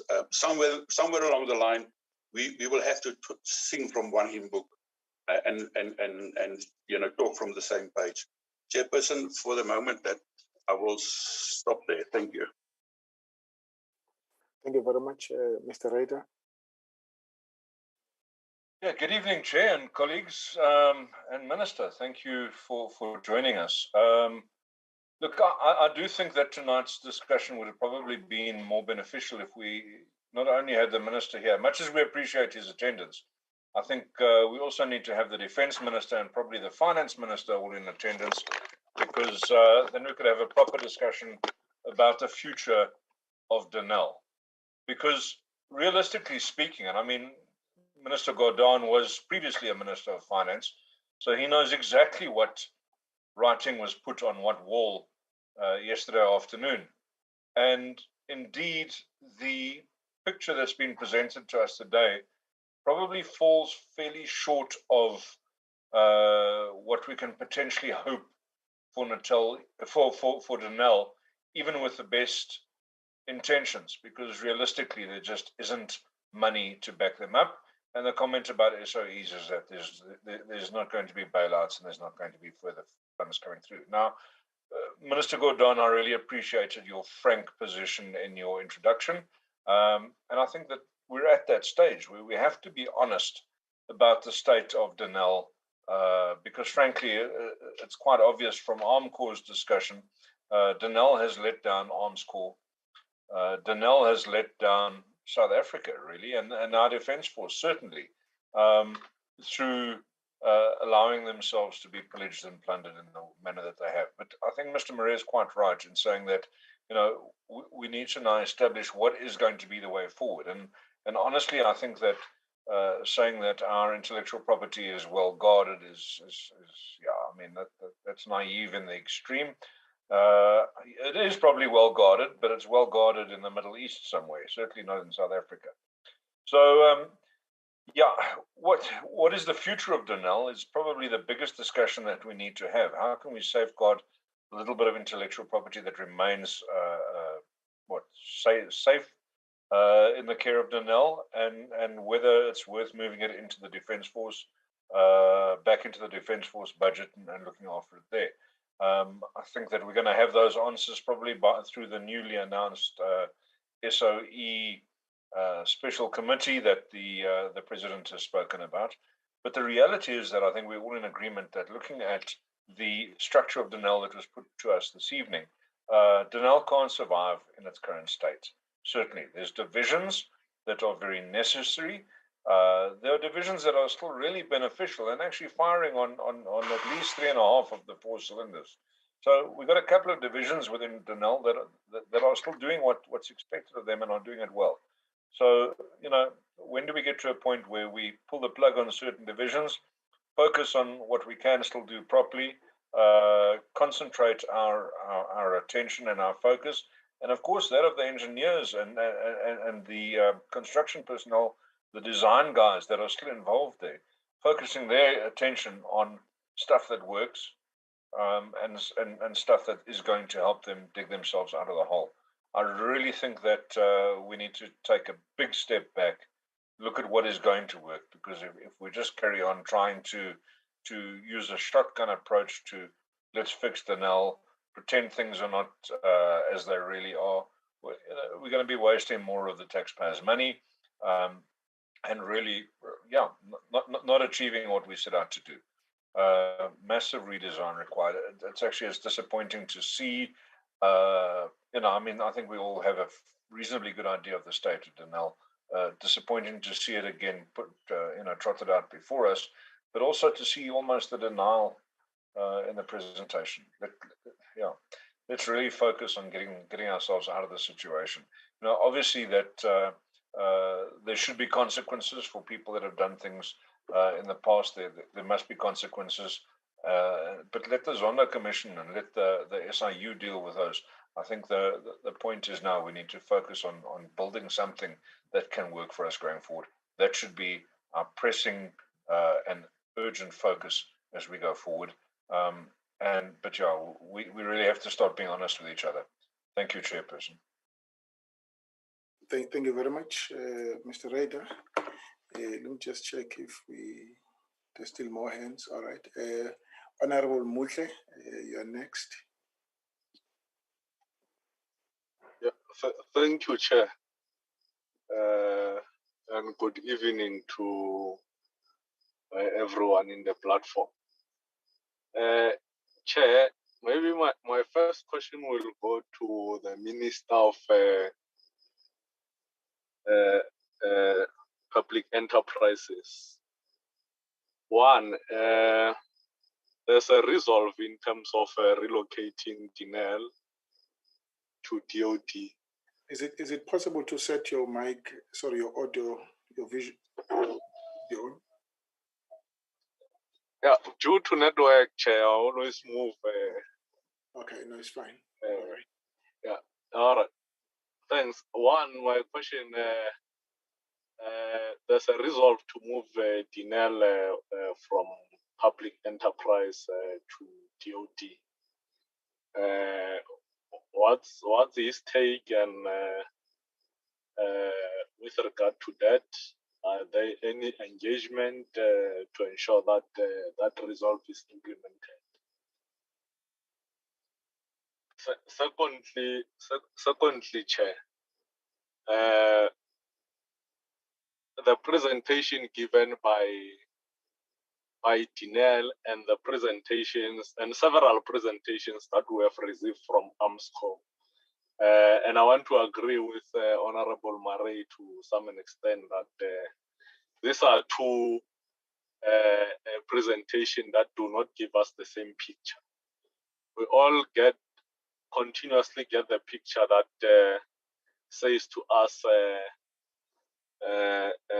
Denel is in a west state than we could imagine. But today the presentation of Denel seems to be diplomatic, saying no, not all is west. It's only Denel dynamics where we've got serious challenges. There's an element of dishonesty, I think, seated where I'm seated. We will not be sure as a committee who's actually giving the correct picture in terms of the state.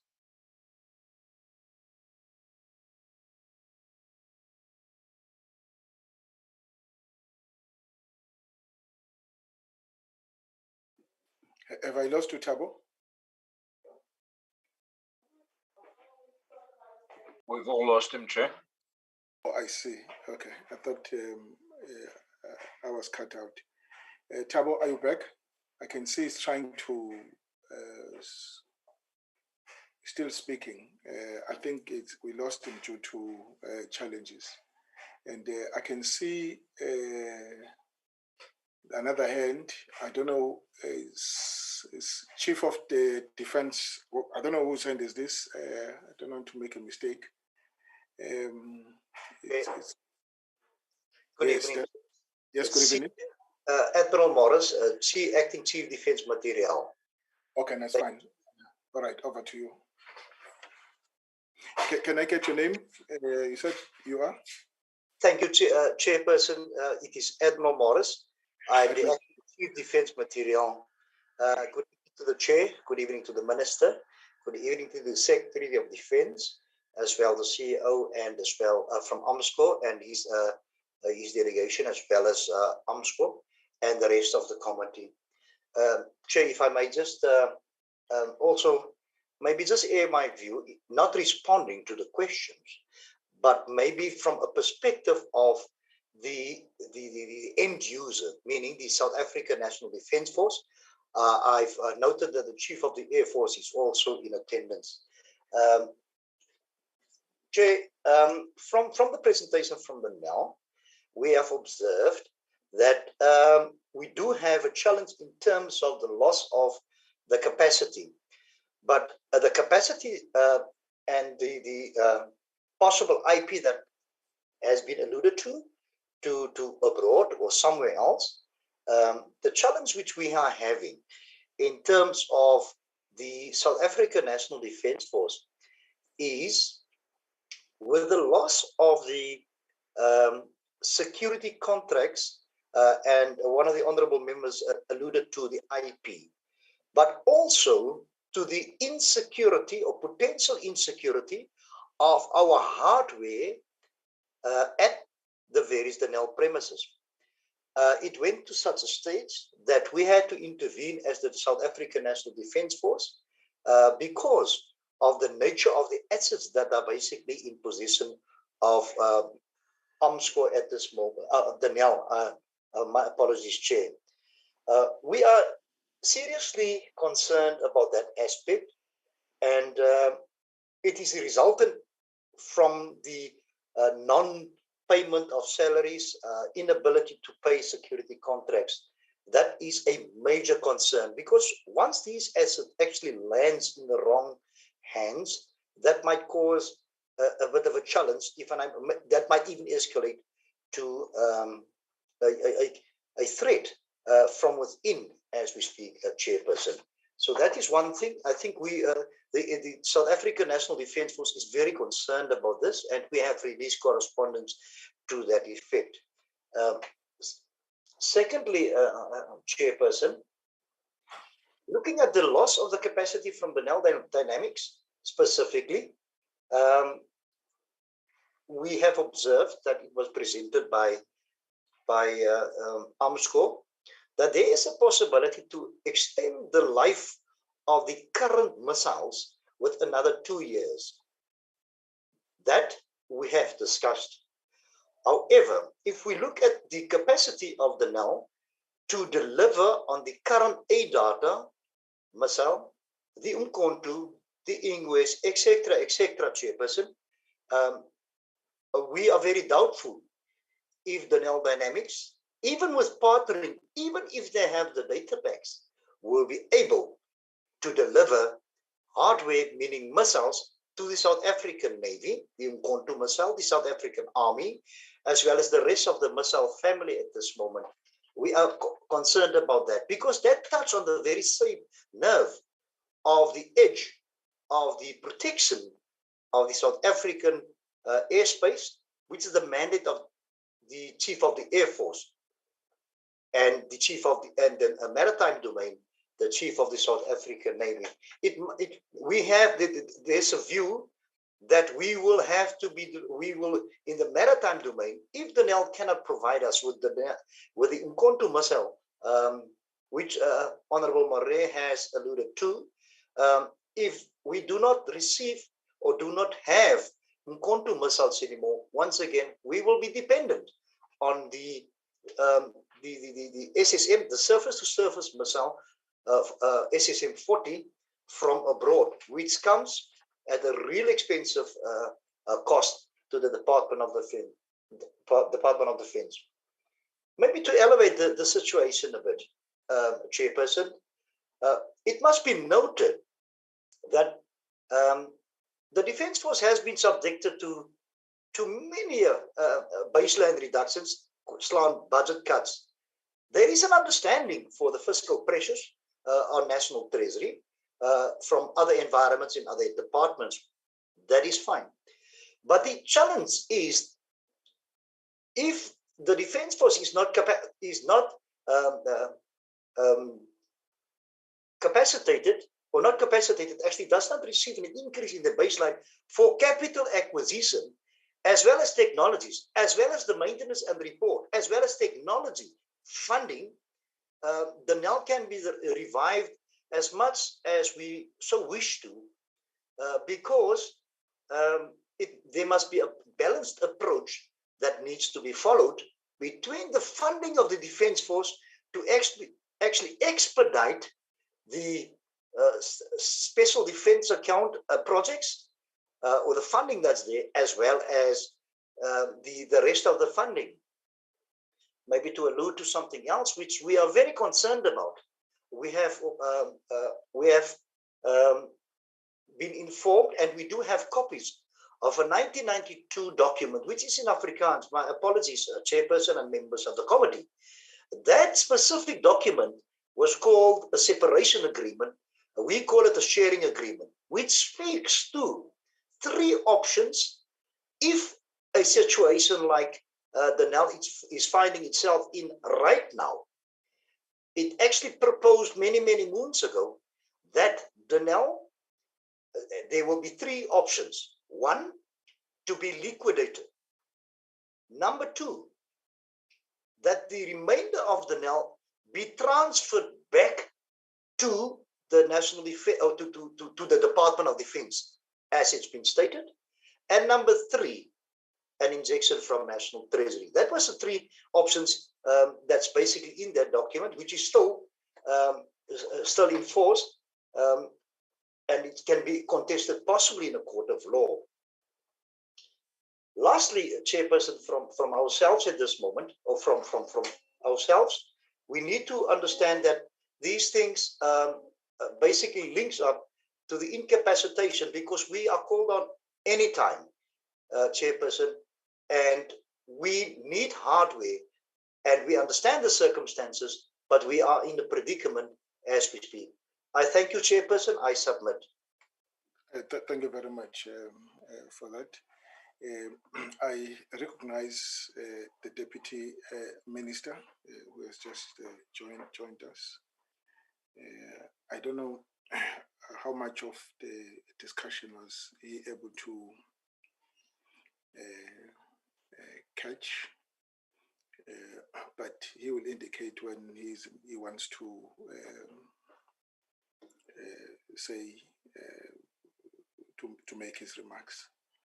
And DM, you are welcome, and I will hear when you want to say something from you. Okay, Mr. Mutle. Thank you very much, Honorable Chair. Thank you, and committee members. Thank you. Thanks, DM.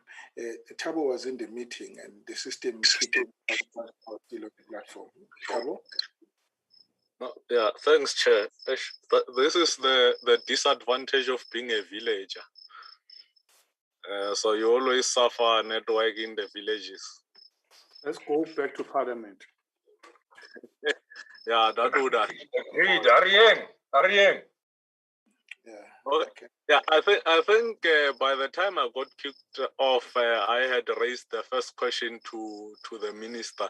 My second question, and I've also sought clarity around the 2 presentations as to which presentation is it depicting the real state with regard to Denel. Thirdly, Chair, it's around a point that was raised by the SANDF around IPs with regard to the funding that they are making available towards CSIR, and their limitation in terms of them owning the IPs thereof as a result of legislation that are put in place. What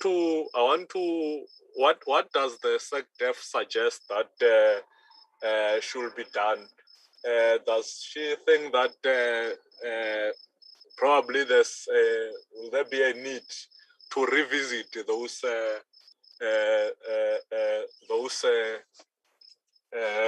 piece of legislations that are a limitation on their side with regard to the IPs versus them availing resources for product that they will not necessarily have ownership in terms of IPs on. Yeah, I think I'll park it there, Chair. Thank you very much, Thabo, for your comments. Colleagues, I want to associate myself with the comments that the two presentations seem to be moving parallel to each other. On one end, Armscor says this relationship is problematic and it is time that they move on. And to that extent, they have identified options that they've started weighing options, and and they've listed those options. And Denel was in the meeting when they did that. In other words, they are moving on because they can't wait for Denel to address its own challenges, because they need this capability. It seems to me that Denel is in a state of denial. They seem to be refusing to accept that it's the DOD's major client, and it's starting to weigh its option because they can't wait for Denel to, sort its house out. They can't wait because Denel is not likely to come out of the situation that they're in the near future.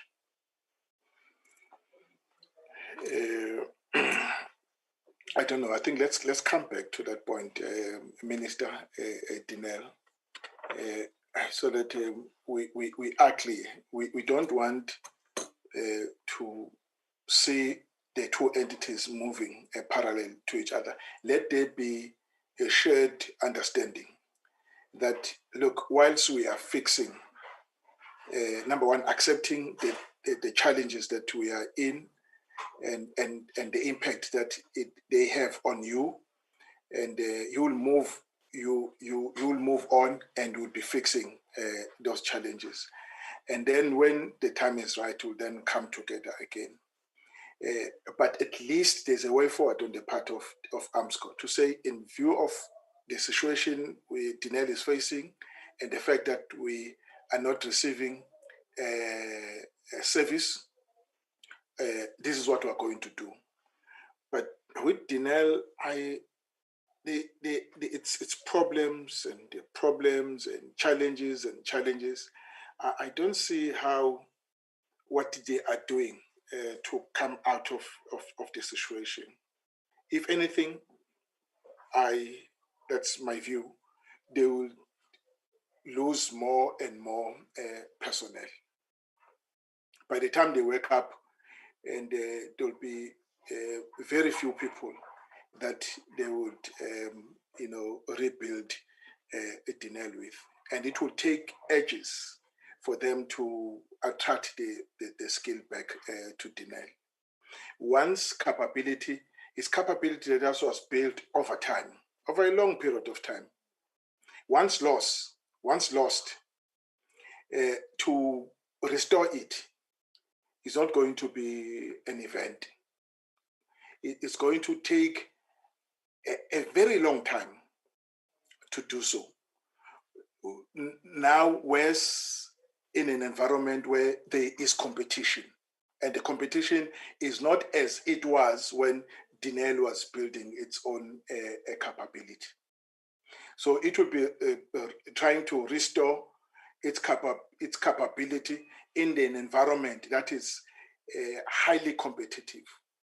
And by then they would have lost part of its IP. Like you said, it's in the head of some of the people, and they've gone away with it. And the horse is already bolted. Yes, you are now trying to come up with the restraints of trade, but the horse is already bolted. Those people are out there. They've left with this, knowledge. because you could not, manage it at a time when those people were in your employment. So these are the challenges that we are facing. And the minister, maybe if you come in on that part and also deal with the questions that the other colleagues have actually raised. Thank you, Chairperson, and thanks to the honourable members for the issues they've raised and for, I don't know what his title is, but Mr. Morris or Chief Morris. Admiral Morris. Admiral, okay, I didn't get that. So forgive my disrespect. I'm just an ordinary mister, you see. So let me start with what you said, Chair. You see, we could have said exactly what you said about many entities that were impacted by state capture, corruption, mismanagement, theft, and many other phenomena. So some have begun to be placed on the road to recovery. Some are struggling. So if you take some of the rail entities, it's tough, but nonetheless, the minister concerned there is opening up lines for commuters after many years of trouble in that environment. And what I would say is be a little bit more patient with us. We will be getting assistance from the SOE Council and the private sector component. They are also helping, excuse me, to bring in financial analysts and turnaround specialists to provide assistance to us. And as I said to you earlier on, recovery from state capture and trying to put a broken house together again, which Mr. Murray doesn't make any reference to, is hard work and it's tough work. The second point is that at this point in time, I don't see the two presentations as contradictory, forgive me. Both describe the shortcomings of Denel. Both describe the fact that there are certain needs that the SANDF has and that contingency measures or strategic measures will have to be put in place in order to meet the needs of the SANDF. And I think that is already happening and has been happening for some time. And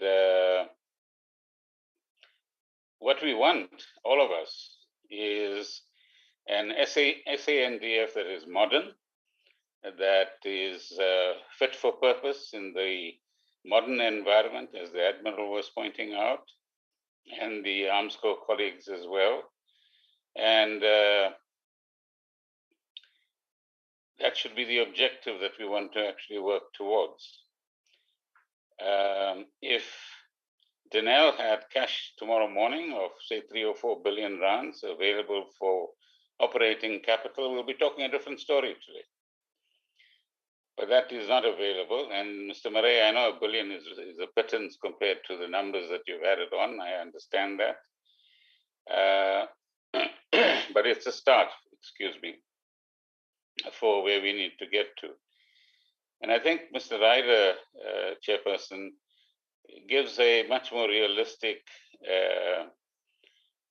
perspective on Denel, where he says, work with the things that still have capacity for the future to go on operating and evaluate whether you want to still be involved in areas that have been badly damaged. And at the same time, we've got to work out with the Armscor colleagues and the SANDF colleagues and the Minister of Defense and the Deputy Minister of Defense and ourselves will be engaged in that dialogue as to what can strategically be, inverted commas, outsourced, and what is it for sovereign reasons that we want to still build capacity amongst ourselves. Admiral, liquidation is not on the table at this point in time, although some would like to see that happen. And I think we need a few more discussions amongst ourselves, and then we can come back to the joint committee or standing committee on this particular matter. So let me, Chair, respond to some of the specific questions that the honorable members have raised. What position has Cabinet taken? I mean, we've all been given a mandate to restructure and reposition, with the help of the SOE Council, as many of these entities as we can. But as you heard the Minister of Finance say, and those are positions that we've taken, that we also have to evaluate whether we need all the SOEs that are currently on our list as a country, and which of them need to be consolidated, which of them need to find their way out of existence, and which of them need to continue and be strengthened in some kind of way. So those are issues, Chair, that we will have to deal with as we go. And that will include, as we have done with SAA, but with many others as well. RDM is a private equity partner. Hensoldt is one as well, with a majority shareholding. And so if you run down that list, you'll see that there are many initiatives in this regard that have already taken place. And perhaps, as you correctly point out, Mr. Murray, more of these initiatives need to be taken, and that's something that we'll be looking at as well. You call the order book flimsy. I don't know. I'm not familiar with the order book. I'm not sure whether you are, but it's there. Even if half of it materializes, it's of some help, I think, in terms of understanding the future and where we need to go. On the issue of the security companies that you've raised, I'll discuss that with the board of Denel and get a better understanding on that particular matter. And there are issues that our Armscor colleagues need to address in terms of which companies they have actually spoken to. You've mentioned the countries that engineers have gone to. I've been trying to, because this is a public forum, try to be polite about where these individuals went to and where the IP went to. But your point can be noted in that particular return. Have we reached a point of no return? I'll let you know in the next 2 months whether we've actually got to a point of no return. At this point in time, I don't think so. But let's see how that process continues. On the technical issue of the Badger and the turret, the management team can respond to that. And as the Admiral pointed out, I think the issue of budget availability and fiscal capacity of the state, Chair, as you know, is one that affects every department and every entity. The word honest and dishonest and so on has been used. I don't think that's a bit fair. We've been very frank with you. We've put all the facts on the table. As far as I know, this is our first engagement with your committee, Chair. And we need to perhaps have opportunities to brief you once we know which path we are following, in addition to the normal portfolio committees that we actually speak to. And as Mr. Ryder pointed out, the SOE Council is also being instructed by the President to look at some of the issues that have been raised in terms of the viability of some of the, all the SOEs. And some tough choices will have to be made as we go forward. Whether it involves Denel or not, I don't know. But as soon as we get to that point, we have an obligation to keep you informed as well. And as I said earlier on, Mr. Ryder correctly points out, there are some divisions that with a little bit of assistance can get back on their feet. So for example, USAR's some arrangement can be made with SARS about tax clearance certificates. PMP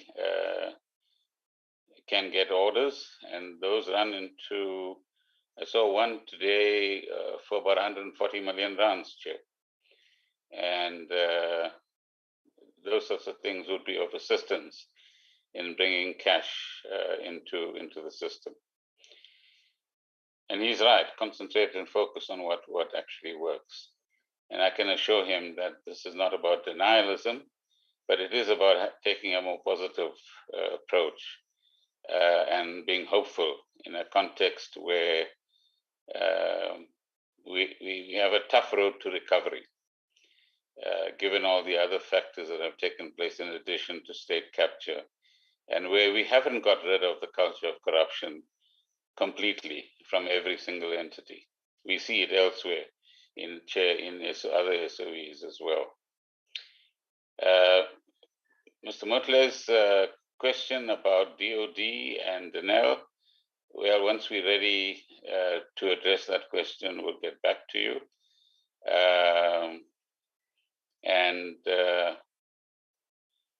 Admiral Morris's point, perhaps best made in a bilateral meeting with ourselves or with Denel, and we can canvass where we find points of agreement and points of departure and where alternate solutions need to be found. So, Chair, I would agree with you that this is a process that might take a bit of time, and the state will have to do what it has to do in order to acquire those things that it needs to acquire. But it's important, as I pointed out in my introductory remarks, that we need to find common purpose, not contradictory purposes, amongst ourselves so that we can make these institutions work for all of us, and that partnering both within government and outside of government, as several of the members have advised, through SEPs and other mechanisms, is going to be very useful as we go forward. So we're not opposed to that in principle by any means, and we'd like to explore the possibilities as the management is currently doing with other entities as well. So thank you, Chair. As I said, in rounding up, that once we know a little bit more about where we're going, we can come back to your committee. Thanks for this opportunity. Thank you very much, Minister. SANDF, before I go to the DM, are there any questions that you need to? Chairperson, not really questions, but probably to touch on some points that have been made. Chairperson, I think that the two presentations, both the Armscor and the Denel presentation, they may have been different in slant, in the sense that the Denel one was just painting a picture to the meeting for about what is obtaining and Denel and the challenges that exist there. The one of Armscor, it was more about specific and pinpointed areas that have to do with the things that they are procuring on behalf of the department. However, Chair, the common denominator between the two presentations is the fact that the picture that comes out of these two presentations, I don't think that they give us a sense of comfort. In the sense that even with the Armscor one, you see that the maintenance is running behind. With that, some complications set in. And then with Denel, it talks to the loss of the capacity. It also talks to the issues of whether, how long Denel. I think the question we'll ask ourselves is, how long are we going to continue in the state in which we find ourselves? And I think the point has been made even by Minister Bodan that we need to engage as the two departments. Yes, governance-wise, Denel falls under the Department of Public Enterprise. However, the business that Denel is involved in has to do with the security sector, and specifically also the capabilities of defense. So that's where the issue is. Now, Chair, how quickly we find the solution to resolve these matters of Denel will determine whether we have the survival of the defense, and then also whether we're going to end up with a defense that is still able to deliver on its mandate, which is to protect and to defend South Africa, its borders, and the state institution. And then it also, Chairperson, it's a frank discussion that we need to have, frank, open, but also being objective as we deal with that. If we look at what the issues that we are trying to deal with, they have to do, money is but one of the things that can help us move forward on the issue of Denel. However, we have seen, I think, when their acting CEO was presenting on the human resource capacity they have. Now, if those people have left our shores and their knowledge has been imparted to the countries that they've gone to what extent can we even rely that if we had the money and we said come back, how are they going to be of use to us? And probably those are some of the questions that we need to talk about. I am also, Chairperson, very nervous about the speed with which we are going to move in trying to find the solution to Denel. Because if we are not careful, we may end up with a situation where we are not even so sure whether we'll be faced with the potential of having to look for strategic capabilities from elsewhere outside the borders of South Africa. And I think from a security point of view, it is something that is going to pose a lot of challenges because we can't be a country and still rely on strategic capabilities to be sourced elsewhere.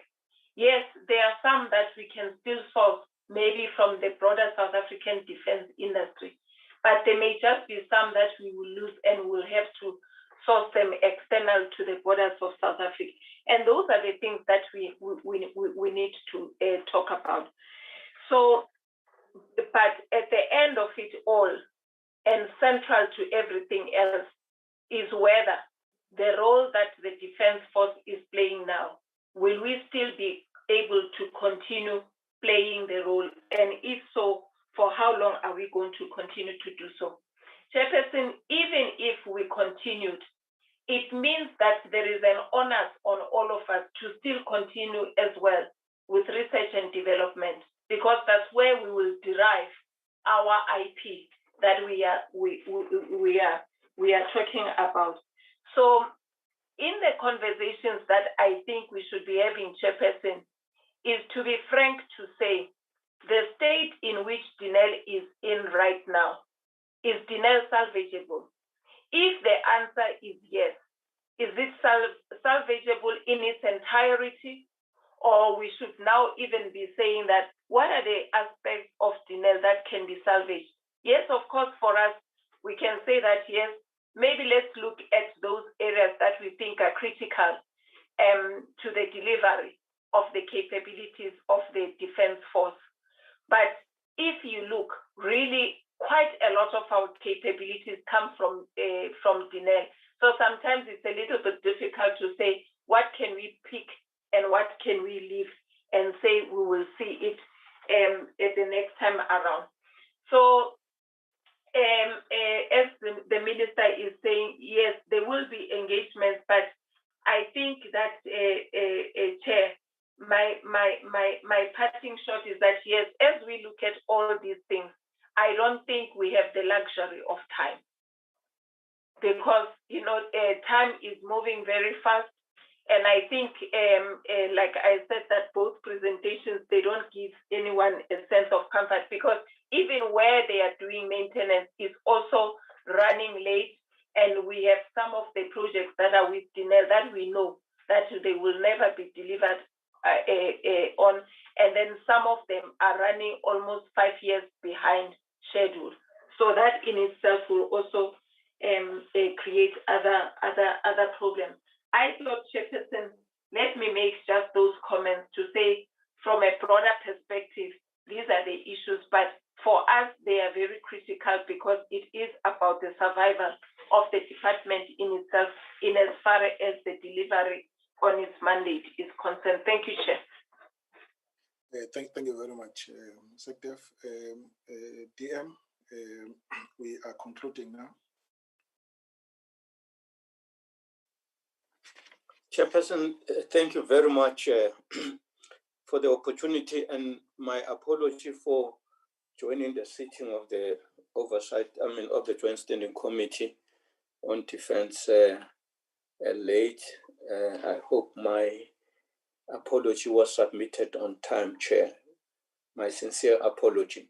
I am, Chair, covered by the remarks and comments made by the Minister of State Enterprises. What he has said for me is adequate for the purposes of the Joint Standing Committee on Defense business in today's meeting. Because I did not sit through the presentations, yes, the presentation of Armscor, I have had sight of it, but the presentation of Denel, I did not have sight of it. That notwithstanding, I'm still covered by what the Minister of Public Enterprises said with respect to the following points that he raised, Chair. Yes, we are in a very unprecedented tactical trouble as the defense establishment of this country. We have not been here before, but the point is that challenged as we are now, we should not remove the macroeconomic and political consequences of the problem we are dealing with. Because as through you, Chair, as we all know, the industry we are talking about in its genesis in this country was a highly political development.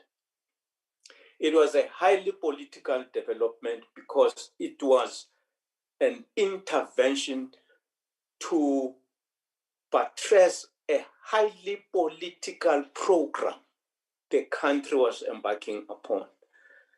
And it shall always remain that way, that we cannot divorce the place of this industry in our national affairs from our political agenda. Second point, Chair, is what the Minister of Public Enterprises said, to say it is not Denel alone that is a victim of wrong things that happened under state capture that brought it to where it is.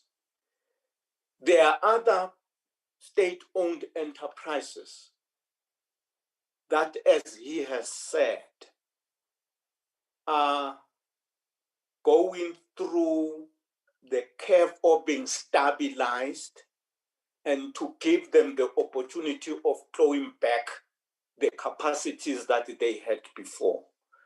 Government has taken that stance for a very good reason, and the reasons are strategic, because it would have been easy to say liquidate, and the same principle, in my understanding, would apply to what we are discussing, our arms industry and the state-owned enterprises that have constituted the backbone of our industry.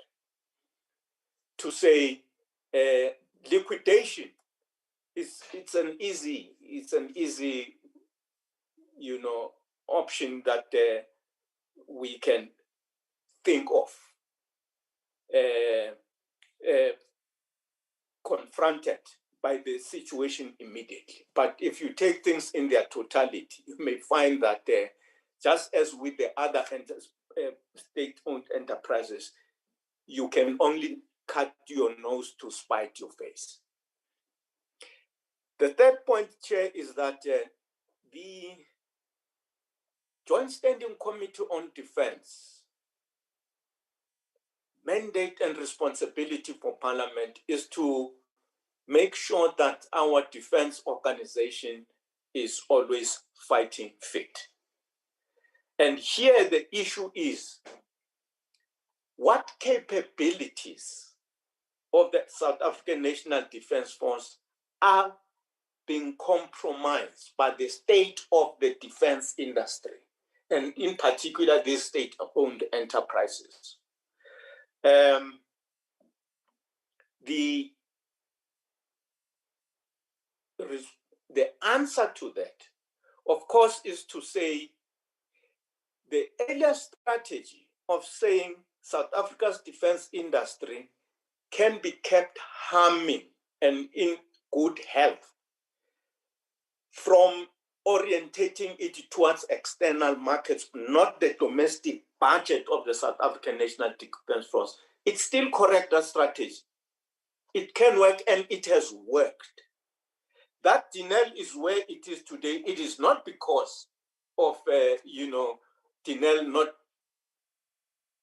not being able to make business sense as an enterprise. It is because of things that were totally not business, subjective, interest that created the problem. But the second point to the Joint Standing Committee on Defense is that for the South African National Defence Force to fight, to be combat ready, the way constitutionally we are obligated. This is a constitutional obligation. It is there. You can read the sentiments in the Constitution, what the founders of our democracy thought about our defense establishment. My point is that there is now also, coupled with keeping the industry running by orientating it towards external markets, the allocation of resources to the military organization of this country itself has to be turned around. Because even as these capabilities, the missile systems that you are talking about that we're able to produce, and many other systems, they can be there, but if government does not give the South African National Defence to acquire them, the capabilities of our defence force would still be problematic as they are. So the budget allocation of our defence force has matter of urgency. It must bounce back and it must be turned around. Otherwise, the capabilities we had will be lost, as it would have been shared with the meeting this evening. In conclusion, all I think from my side, Chair, I can say is that from the ministry, we will insist to make sure that the two entities, the two organizations, they meet Armscor and Denel in the context of the spirit of the Joint Standing Committee of Defense this evening, and work out a plan that will help to get us out of where we are. Speakers have spoken to very many concrete things that they've commented about. I don't want to go there, but the two enterprises must meet, and after they have met, we should come again as the two ministries, the Minister of Defense and the Minister of Public Enterprises, to endorse the way forward that would have been put by the technicians. That's what I can say, Chair, to the committee through you. Thank you very much. Thank you very much, DM. I think we have exhausted the discussion, at least for today. But we will have to do a follow-up on some of the issues. One issue that we need to do a follow-up on, which we request the department to be, both departments to be seized with, is the review of the Intellectual Property Rights Act. To once again put Armscor in a position where they become the custodian of the DOD's intellectual property. They've been doing a good job in maintaining that capability and keeping it up to date. But with the act that has been, with this act, they are losing this capability. I think the CEO mentioned that the capability that was there before the act came into being is now suffering from its obsolescence. So due to the changes that came about as a result of this legislation. So let's review it, and so that we quickly address this this issue. And two, we all agree here in this meeting that a capable defense industry, it's a key element of the country's defense capability. And that we must quickly address the challenges facing Denel. If the Minister of Finance was saying we need to review the SOEs, see which one we keep, which ones we let go. This one we must keep. Denel we must keep because it's critical in supporting the defense force to sustain and upgrade and maintain its own systems and equipment without having to rely on other countries for that. And it provides the cheapest form of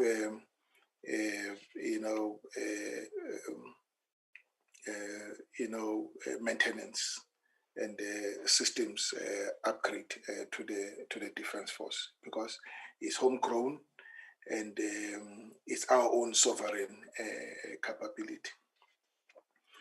And so I think there's that acceptance. And the last point I want to mention, which the Armscor must come back on, we accept that there are divisions that are still performing, like the division on aeronautics, which continues to provide a service. And I think it was a good idea that its budget be ring-fenced, so that it's paid directly for the service it is providing to Armscor and the Department of and the SANDF. On contracting directly with the subcontractors to Denel, we don't want to make. I don't wish us to make a comment on it, because it's not what was ideal, but you got thrown into that situation. That if Denel is having challenges, and the subcontractors are also losing confidence in Denel, and let's contract them directly, so that we are able to keep them afloat and retain the capability within the country. And of course, I'm sure you also contract those from abroad. So we accept that is an environment so far, and but you have not washed off your hands on Denel. As soon as Denel is able to provide a service to you, you will then come back to it. And the minister is saying that they are working hard to turn the Denel around. And so we will have at some point called for a turnaround strategy as soon as you have developed it, Minister. The one we were promised previously, it seems as if, was it 2 years ago? It seems as if it got overtaken by events. It was looking at certain countries, 3 or 4 countries, maintaining their order book of about 20-something billion rand, 26 billion rand, and with Denel. But due to liquidity challenges, Denel has not been able to service those, contracts, or rather, the orders, as it were. So the challenges, the liquidity remains an issue. So we want to leave it at that for now, colleagues, and then thank the minister for his presentation. They were open with us. That's my view. And in pointing out the challenges, how we got into the situation that we are, and how long it will take what it will take us to come out of it. So, Minister, thank you very much for your attendance this evening. With your indulgence, the Minister maybe has forgotten to respond to the question about the 1 billion rand on when that will be available to Denel, and then also compare that to what Denel has said themselves about 800 million owed to employees, 900 million to suppliers, and 530 million to SARS, which is over 2 billion rand, and how he foresees that the difference will be made up, and then also generating operating capital, as we all agree they need urgent. Thank you.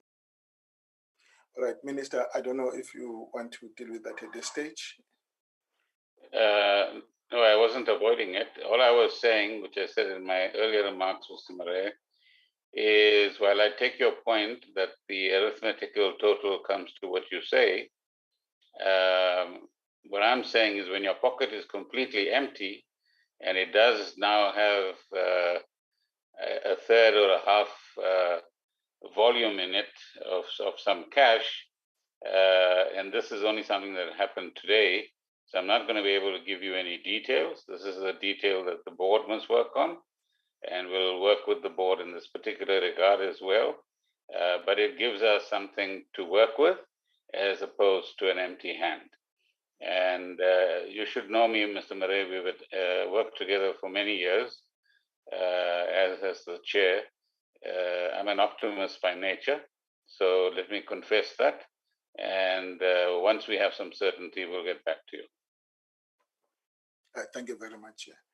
All right, I'm sure that certainly deals with that question, in that it's work in progress, and as soon as you have all the ducks in a row and develop the turnaround strategy, you will come back and to brief us, including the cost attendant thereto. All right, colleagues, I was thanking the minister. Minister, thank you. I want to thank your acting CEO and the team of Denel. And Armscor, we thank you for your presentation as well. I think it's the right opportunity for you to take leave if you so wish. So in the meantime, we'll move to the next item. Thank you very much, Chair. I'll excuse myself as well. Thank you, Chair. Thank you, Chair. Thank you, Chair. All right. Thanks, colleagues. All right, colleagues, let's then go to the next item on the agenda, it's an update. Chairperson, can I just say, I mean, this has now been a very, very tough nearly 3 hours that we've had, and I think it's something that we know that is really going to the heart of the National Defence Force and the security and the integrity of South Africa. What has been clear tonight to me is that it seems like Armscor and the committee is on the same page, and I'm very, very glad about that. So, because that's our job, to support the Department of Defence and Armscor, and that is very, very, very good. So I'm very excited about that. However, when we listen to even the Secretary of Defence and Armscor, we don't have time to have much longer discussions. And I know that we know why our fleet of aircraft is on the ground. We know why our frigates is not on the water or out on the seas. We know what is going on, and obviously our obligation is to see how we can influence the direction that Denel and Armscor must take, because you have said it quite rightly, and I fully agree with you. If we then need to pay the suppliers directly, that means Armscor, let's do it. But that is a huge vote of no confidence in the ability of Denel. And I want to support the idea that was given by Armscor, that they must discuss and negotiate with other suppliers. We have the suppliers in South Africa, and by sticking with Denel and not progressing in any way, whether it's the A data, whether it's the Umkhonto, whether it's the service agreements with in aeronautics, or the replacement of the rattle, it is a situation that we cannot. We cannot go on like this. We have to do something now. We cannot do it in 6 months or in a year's time. Then it will be too late.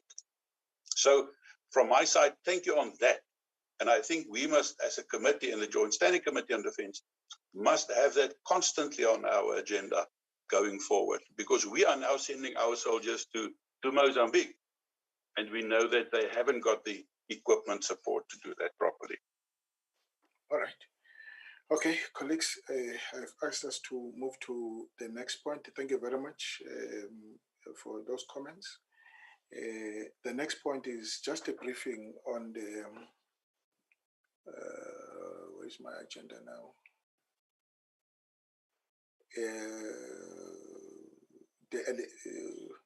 The investigation into the allegation of food poisoning. SANDF. Thank you very much, Chairperson. Chairperson, I am accompanied by CJ Ops General Sangweni. He's going to be talking to this matter.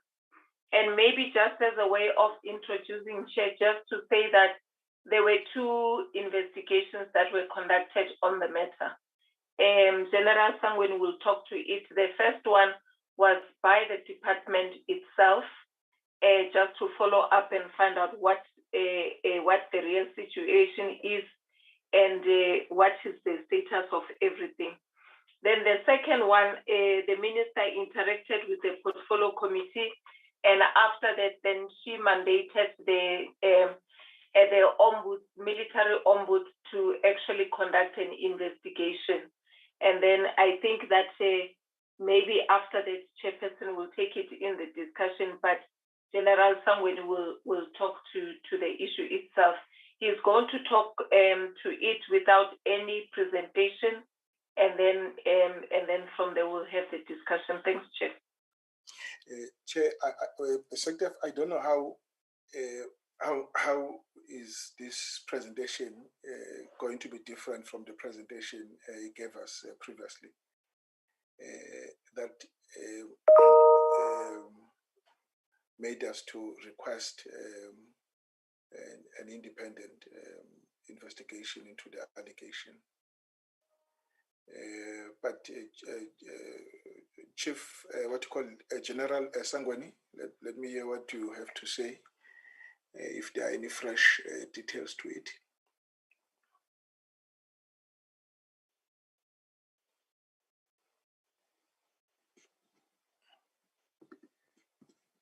Are we still together?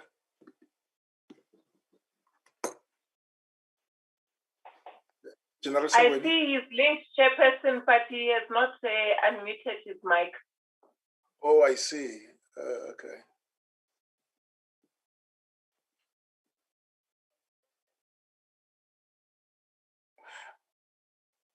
General Sangweni? Or SANDF, what there is? Over to you, sir. Thank you, Chairperson. Good evening to all the members of the committee and the Secretary of Defense, the Deputy Minister of Defense and Military Veterans. As the Secretary of Defense has indicated, the Chief SANDF directed me to provide feedback on this matter. But I'll start from the position of seeking or requesting the committee for a correction on your agenda. In the agenda, I see it is reflected or is captured as investigation on food poisoning for the soldiers in Mozambique. If I recall from the media or the newspaper, it was captured as the soldiers were fed rotten food, not food poisoning. And I'm speaking this from the position that's what we had to deal with. And rightfully so, Chairperson has indicated that in one of the Johnson Committee meetings, I think on the 11th of November, there was a question to me on this issue, and I provided feedback at that point as I had done my staff work and the reports that I had. But going forward today, I'm not sure whether, Chair, the feedback will be the same or similar or will be different. But the Chief of the SANDF took an initiative to conduct his own investigation of the situation or circumstances out of that media or newspaper article, which I believe the purpose was I had provided the Chief of the SANDF as my senior, being responsible for operations on what had happened or not happened, but he felt that he had also to do satisfy himself. That's why he appointed a very strong team, if I'm not mistaken, of 5 or 6 generals that he tasked to go to the deployment area, or firstly to the mission area and to the deployment area to investigate, conduct a physical investigation on the matter. In that team, there was no officer or general from the Joint Operations Division. So it was outside of my environment, and it was led by Major General Nisi, the Adjutant General. So today, General Nisi is here. He is going to give feedback on the outcomes of the investigation of Chief SANDF. I'm just here to lead that grouping of the military, because the Chief SANDF is not available today. If you allow me, Chair, I will then request General Nisi to provide feedback. But before that, the Secretary of Defense has indicated that, as you correctly said, that you had directed her as the committee to task the military ombud to do an investigation. The brief that I can provide is that military ombud has finished me with an instruction that they needed to do an investigation. And part of the investigation was to interview relevant and identified and responsible officials at joint operations. With one of them being myself, I underwent an interview or investigation on the entire process of the Operation Vikela, inclusive and particularly on the issue that was at hand, and also my chief director's operation, the general officer commanding operational headquarters, and additionally, then they went to the investigating team of military ombud, went to the mission area and to the deployment area for, if I'm not mistaken, for a full week or more. They went particularly to the areas where it was thought that the allegations or complaints came from. And they conducted their work and came back. At this stage, I'm not sure where they are with the report, because that is a report of the Minister of Defense. But I wanted to confirm that they did commence with their work, and they investigated Joint Operations Division responsible officials, as well as went to the deployment area. They were provided all the access that they needed. But Chair, with that, I request that I call upon General Nisi as a team leader of the Chief SANDF investigative team to provide feedback thus far. I submit, Chair. No, thank you very much. Secretary, please, can you intervene? I don't know how you want us to deal with this. My view was that the minister has instructed the ombuds to conduct an investigation. I'm sure in investigating, like the general is saying, they will interview them as well, and in the end incorporate all the views, weigh them up, and then make a determination. Are we not preempting the discussion right now?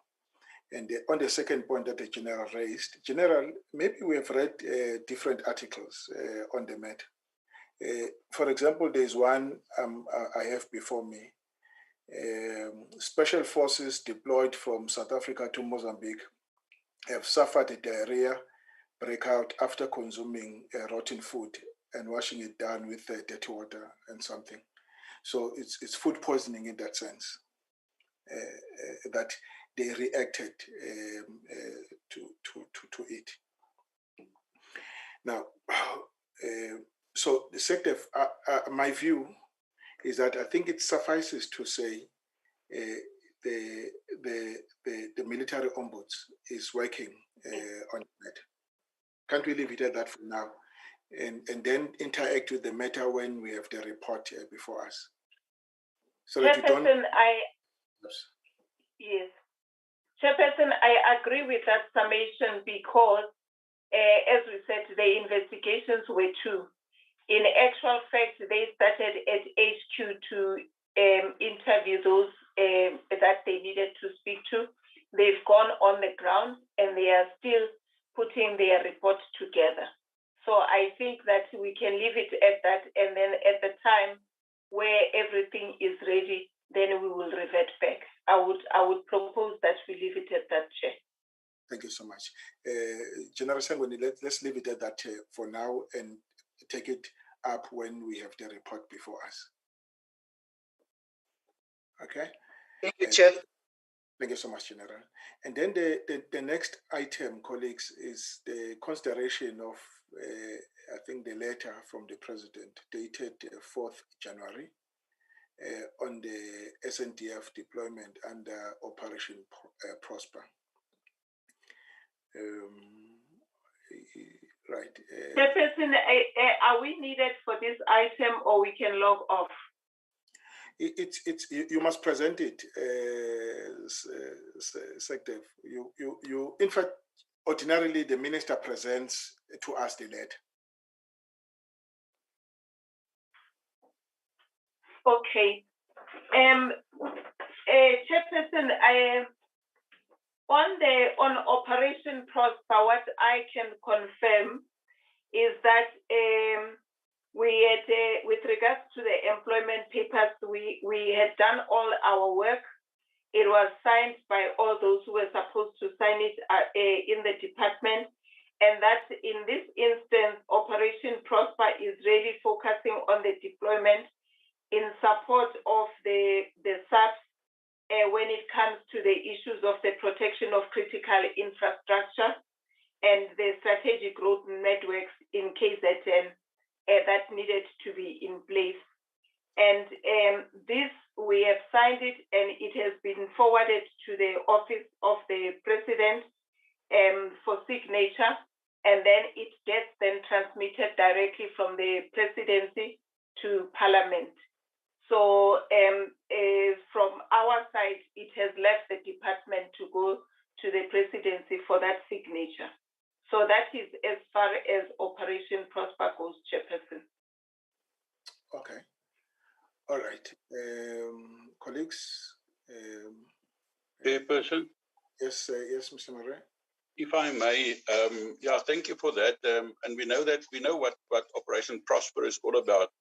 What is of a bit more concern to me, and I've raised that with you, separately, and that is the Operation Vikela. We have read in the newspapers and in articles that apparently SADC has confirmed, and I have read in the Defense Web and other fora about apparently a decision that we are sending now more soldiers in. We have not received a letter in that regard, and this is quite a huge deployment, actual deployment, not just an employment, but it seems like a huge deployment. And I have serious concerns in terms of how many soldiers are we sending in, what is the kind of support that we are providing them, will there be air support, and with the Roy Falk or with from the Grippins and others.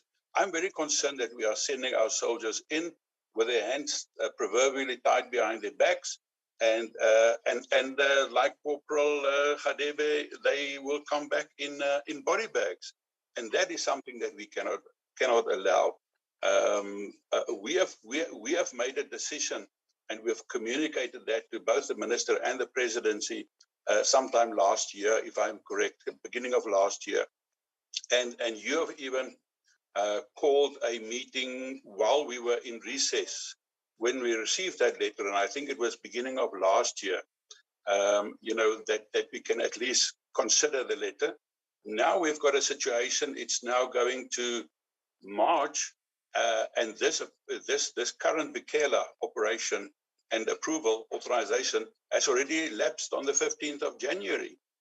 So we are close to 2 months or 1.5 months already, and there's no authority. Either the President hasn't applied his mind, which I doubt very much, or it is stuck somewhere. But the fact that it's nearly 2 months and it's not with us still is a major concern, and we cannot do our work properly. I don't know whether we have got proper support for our soldiers. I hope the CJ Ops is still here and he can probably give us some information, because I'm very, very, very, very concerned about this, and this is not how we support our soldiers. Thank you, Chair. Maybe, hopefully we can have some information. All right. I don't see the hands. Colleagues, is there any hand on the screen? Yes, we you have Ryder, Chair. Yeah, Mr. Ryder. Okay, Mr. Ryder, just hold on there. Can we process the letter of the 4th of January first? Right? Chair, my point is on that, if I may. Okay, that's fine. Okay, let me just summarize it. The President authorizes employment of 2,700 members of the SANDF for a service in cooperation with the South African Police for the prevention and combating crime and maintenance, preservation of law and order across 9 provinces of the Republic of South Africa. And the employment is authorized under the relevant sections in the Constitution and the Defense Act. The employment is for the period from the 8th of December to the 18th the 18th of March. 18th December to the 18th of March. And the expenditure is 232 million rand. And so that's the letter that is presented to us. Mr. Ryder? Thank you very much, Chairperson. My point is directly to this letter, but is intrinsically linked to Mr. Murray's comments as well, and they can't be separated. And if you read paragraph 201 of the Constitution, Chair, it's quite clear, and it says, if Parliament does not sit during the first 7 days after the Defence Force is employed as envisaged, the President must provide the information required to the appropriate oversight committee. I've edited it slightly from the exact text. The point is that 7 days, if Parliament doesn't sit within 7 days, it clearly shows urgency, Chairperson. We've made the point in the past that we don't mind, as a committee, being called out of recess, being called to a special meeting over weekends or as may be deemed fit.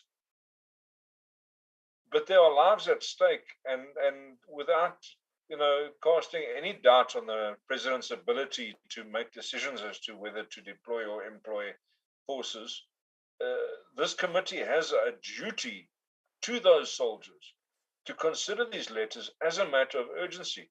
To consider a letter dated the 4th of January on a date that is actually the 24th of February is not really acceptable, Chair. We're failing in our duty. And I mean, the oversight role of Parliament has been called into question on numerous occasions recently by the Constitutional Court and other members of the judiciary in various areas, including in the Zondo Commission.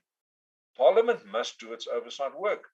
Chairperson, we need to have proper information about when our soldiers are going out there. That is our role in terms of the legacy constitution and our duties laid out in that. We must look after the well-being of our soldiers. That's this committee's job. So, Chair, I object to having to assent to a letter dated the 4th of January in a meeting today. I have a strong objection to that. Mr. Murray's comments about the Operation Vukela issue is as problematic, and I really think we need to make our voices heard in some way, that we can start meeting to discuss these issues with the correct information. We've seen the letter, that's fantastic. We've seen the rand amount that's stated. What else is being sent out to support our soldiers as we deploy them? And certainly, obviously not with this particular letter, but with other places where our men and women are deployed, we need to know what support there is for them. So, Chair, I have a massive problem with the dates and the difference on the dates. We need to do this more urgently. Thank you. So I'm sure you're not directing that to the department. You're directing it to us, the committee, isn't it? Certainly, Chair, but I think the department should also come with better information to back up and motivate these letters when we receive them. No. The procedure is that they prepare the letter for the president's signature. And once the letter is with the president, it's out of their control. The president will sign the letter at a time when he is in a position to do so. I mean, he has a busy schedule. And once the president has finished signing the letter, he then dispatch it to the relevant, offices of parliament. And when parliament is not in session, he sends one to the committee. He sent one to us. He sends one to the speaker, to the chair of National Council, and the other two to the co-chair and myself. Those that are sent to the co-chair and myself are for the attention of the committee. And it was duly dispatched and circulated to all members of the committee. And the reason why we could not meet, you see, I think you must not be too hard with yourself. The reason why, when the portfolio committee was able to meet much earlier, and us only started meeting last week, is because certain members of the committee, of the Joint Standing Committee, were unavailable. Now, if members are unavailable, there is nothing. The president signs the letter on the 4th of January, and people are away. I don't want to make people feel guilty that they were out there and having a deserved rest. So, I mean, to be honest, let's not be hard on ourselves. And it's the president was simple, just renewing the thing. If there was any issue, I always maintain this, that if you think the matter, you think it can't wait, and it's a do or die matter, or even if it's not a do or die matter, but it's a matter that can't wait, please check if we can have members who would make a quorum so that we can transact on that issue. And we started meeting from last week because members of the NSOMP in particular were not back from leave, from recess, as it were. So we came much earlier than them. Hence, it was possible for the portfolio committee to meet at the beginning. I think from last month we were meeting as a committee. All right, let's leave it at that. But I take note that you want me to call you from leave, and but it's fine. That is noted. Right, Mr. Shalebe, your hand is up. I've noted the issue. In terms of Vikela, I mean, you know. We have not seen the letter all together, Mr. Murray. Exactly. And that's my concern, is that we haven't seen a letter, and we know that on the 15th of January, it has been announced that the president is saying yes that it is extended. So it should have come a week after that, and we are already 1.5 months later, and we still haven't got anything. I mean, yeah, can the CJ Ops maybe have information about the actual deployment or SecDef? Can I come in? Yeah. All right. Before you come in, SecDef, the hand of Mr. Shelembe. Let me take the first. Shelembe. Yes, thank you very much, Chairperson. Chairperson, with regard, to the deployment or employment of soldiers, to assist in terms of but Chairperson, I'm just checking what is the intention of that letter being sent, to us. Is it for noting or is it for consideration? Because if it is, if we as the committee is just to say, sorry, Mr. Daniel. Sorry, Shelebe. Mr. Daniels, can you mute your mic, please? Peter Daniels, mute your mic. Thank you. Yes, continue. Yeah. Chairperson, just to concur, with Honorable Ryder, the function of this committee, is more on ensuring that, the country and its people, are protected. So we have to be available, each and every hour where possible. Say, if we are saying now, when you are on leave, we can't afford to attend issues. But to me now, because of this thing of the virtual platform meetings, we can afford to meet. But the question remains, Chairperson, what is the purpose of letter being tabled in front of this committee? Is it for noting or is it for consideration? If, we can agree on that, then we know that the president will do, his own things. Thereafter say, I've done 1, 2, 3, 4, 5.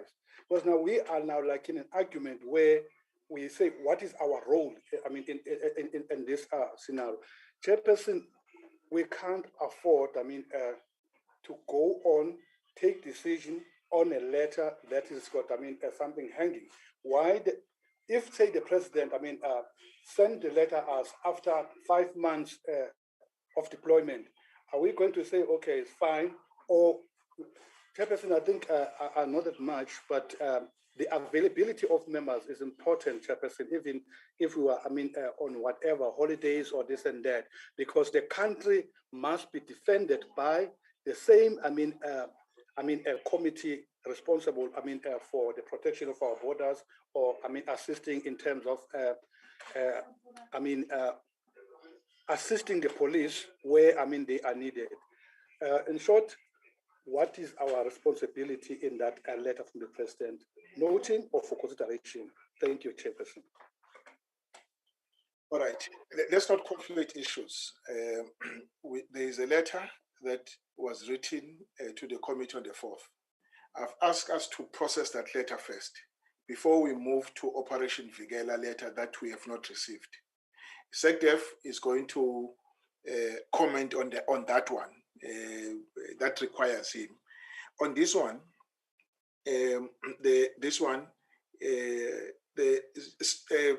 General Sokel, how many members were? This was reduced from how many members?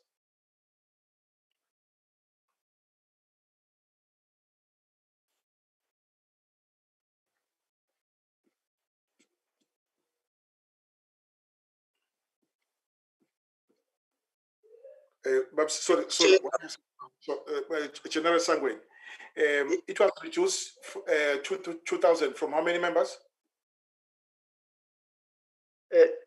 Chair, for the Prosper deployment in KZN, it was not an extension, it was a totally new operation that commenced in December.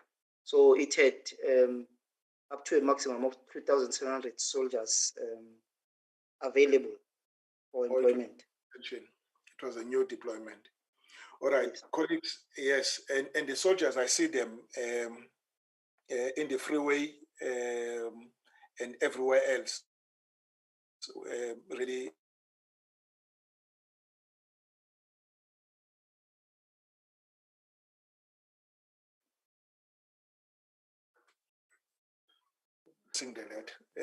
this deployment. The Constitution is very clear when we don't support the deployment. Can I have a view on that one, colleagues, so that we finish this one and then move to the Chair, we lost you now for a moment. Maybe just repeat what you've just said. Yes. No. I was actually saying, Mr. Mare, this is a new deployment, as the chief joint said it. It's a new 2,000 soldiers deployed to KwaZulu-Natal. I'm saying these soldiers are all over. I see them every day along I see some along the N3 and some in strategic areas supporting the police.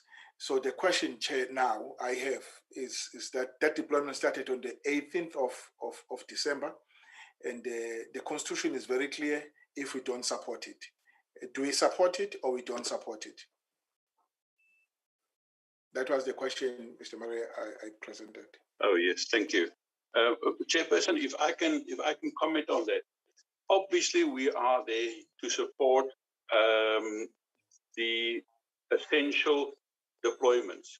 I think what Honourable Ryder has also referred to, and I think the practical implications is, and the Constitution and the laws provide for that. Should we not agree with that? Sorry, Mr. Mare. I've accepted everything he said and you said. Yeah. And I stated how it was not possible for us to meet earlier. So I then put that aside. Now the letter, I'm presenting the letter now. The letter is presented. Do we support the deployment or we don't? That is the question. That is the thing we need now. It's actually irrelevant whether we support it or not. We have to take notice of that, and we have to, basically take note of that, and that's it. So we are there to support our soldiers, and if it is done in the right way, obviously, we note it. We must say we note the deployment and the information that was sent to us, the letter. But whether we support it is actually irrelevant, because they are actually nearly finished. In less than a month, they are finished. They are actually, so whether we agree with that or not is irrelevant. So we have to take note of that, and we have to move forward.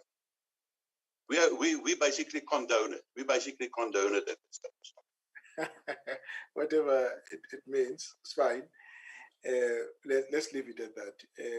So we have no objection to the deployment. So that will be part of my report to Parliament. Can we then move to the next item that you introduced, Mr. Mare, the Operation Vigela, the deployment under Operation Vigela. SANDF was going to talk to it. SANDF? Thank you very much, Chairperson. Chairperson, I think you would recall that there was the SADC Heads of State Summit around the review of the situation in Mozambique. When the summit discussed the matter, they agreed that the operation in Mozambique or the extension of summit must be done. But they didn't specify the period for extension. So from our side, when we prepared the employment papers to the CIC, is that we then had in mind that we did that, I think late December, beginning of January, understanding that the papers, the current employment papers that helped to deploy in Mozambique were coming to an end at the end of January. So the papers were then sent, and they were all signed by the relevant people who had to sign them in the department, and those ones also were transmitted to the presidency. Maybe the undertaking we can give, Chair, is that we will follow up with the presidency and just check where it is. In the papers, we asked for extension for another period of 3 months, since summit did not express itself on the length of period. Okay. You see, the SANDF, that's where Mr. Mare's issue becomes relevant. And that there was an extension that happened in January. And Parliament has not been informed about it. And so are we not, I don't know, maybe you need to inquire with the office of the president, where is that at, and then report to us at the next meeting next week. So the deployment, the extension happened. The extension happened, Chairperson, because at the time when we worked on it, we still had a month before the other deployment, the employment papers were going to expire. So then the new ones that were going to kick in after the end of January, we also made them for a period of 3 months. and they are out of the system within the department and have been transmitted to the presidency. Okay. Chairperson, my frustration is, I mean, I can tell you now the information that I've got is that Tusai is already in Mozambique, 1,000 soldiers. And there's nobody that apparently knows about that. Obviously, I know that the SECDEF must know about that. Obviously, the CJ Ops and the chief of the SANDF must know about that. There's no ways that you're going to send 1,000 soldiers of Tusai to Mozambique and nobody knows about that. So it happened. And somebody must inform us and brief us on that. And the right persons are here in the meeting. So we must know whether those soldiers are properly looked after, whether they are properly resourced, what is the dangers, what is the threats, what must we work on now to make sure that they get the support. We know what happened with Corporal Khadebe. Where's the air support? We don't know whether that's going to be there. So they are sitting ducks again. And it's now 1,000 soldiers, not just 300 like the previous time. And how many Oryx helicopters is now going to support 1,000 soldiers compared to 300? We must know these things. And I mean, it's unfair to leave us in limbo. And we must we must rely on own sources or on the media or on other people that might know. That's just unfair. Totally unfair. Okay. Secretary, please Chair, refer. Yes, please refer Chair, to. Yes, I was talking to the issues of the employment papers. I didn't want to talk to the issues of operations because I thought that the opportunity was going to be given to General Sangweni to talk to that, and he's ready to do so, Chair, if we can give him the opportunity to do so. Again, we are preempting the letter that must be formally presented to the committee, in other words, to Parliament. Parliament has not received it. Section 201, subsection 3, it reads, when the defense force is employed for any purpose mentioned in subsection 2, the President must inform Parliament promptly and in an appropriate detail. The reasons for the employment. 2, any place where the force is being employed. 3, the number of people involved. And 4, the period for which the force is expected to be employed. And then subsection 4, it says, if Parliament does not sit during the first 7 days after the defense is employed, as envisaged in subsection 2, the President must provide the information required in subsection 3 to the appropriate oversight committee. Let's leave it at that. I was just reading the section for the record. I'm sure we're all aware of it. Let's leave it at that. We don't have the letter, and we can't take the presentation outside the letter. So, colleagues, maybe let's request, the DM is in the meeting, the DM to try and escalate this to the minister. The minister will see what she does about it. DM? Hey, person, can I just mention, I mean, surely the CJ Ops can brief us on whether there's been a deployment and whether our soldiers are properly looked after in terms of resources. Because as I've said, I mean, I can give you the information. I can tell you how many from parachutes are there, how many from the Pathfinders, Spionkop is going there, Mikado is going there. So they are there. No, Chair, that's great. Sorry, Chair. Can we respectfully what is the point, by the way? Intervene, Chair, on this matter. Yes. No, Chair, the anxiety expressed by Honorable Murray with respect to the scanty information the committee has around the deployment in Cabo Delgado is respected and appreciated. However, I would, it's a personal, view, Chair, that the Joint Standing Committee on Defense may actually take a briefing on the deployment with respect to a whole host of issues that the oversight should satisfy itself that the deployment has taken into consideration everything else that must be taken into account.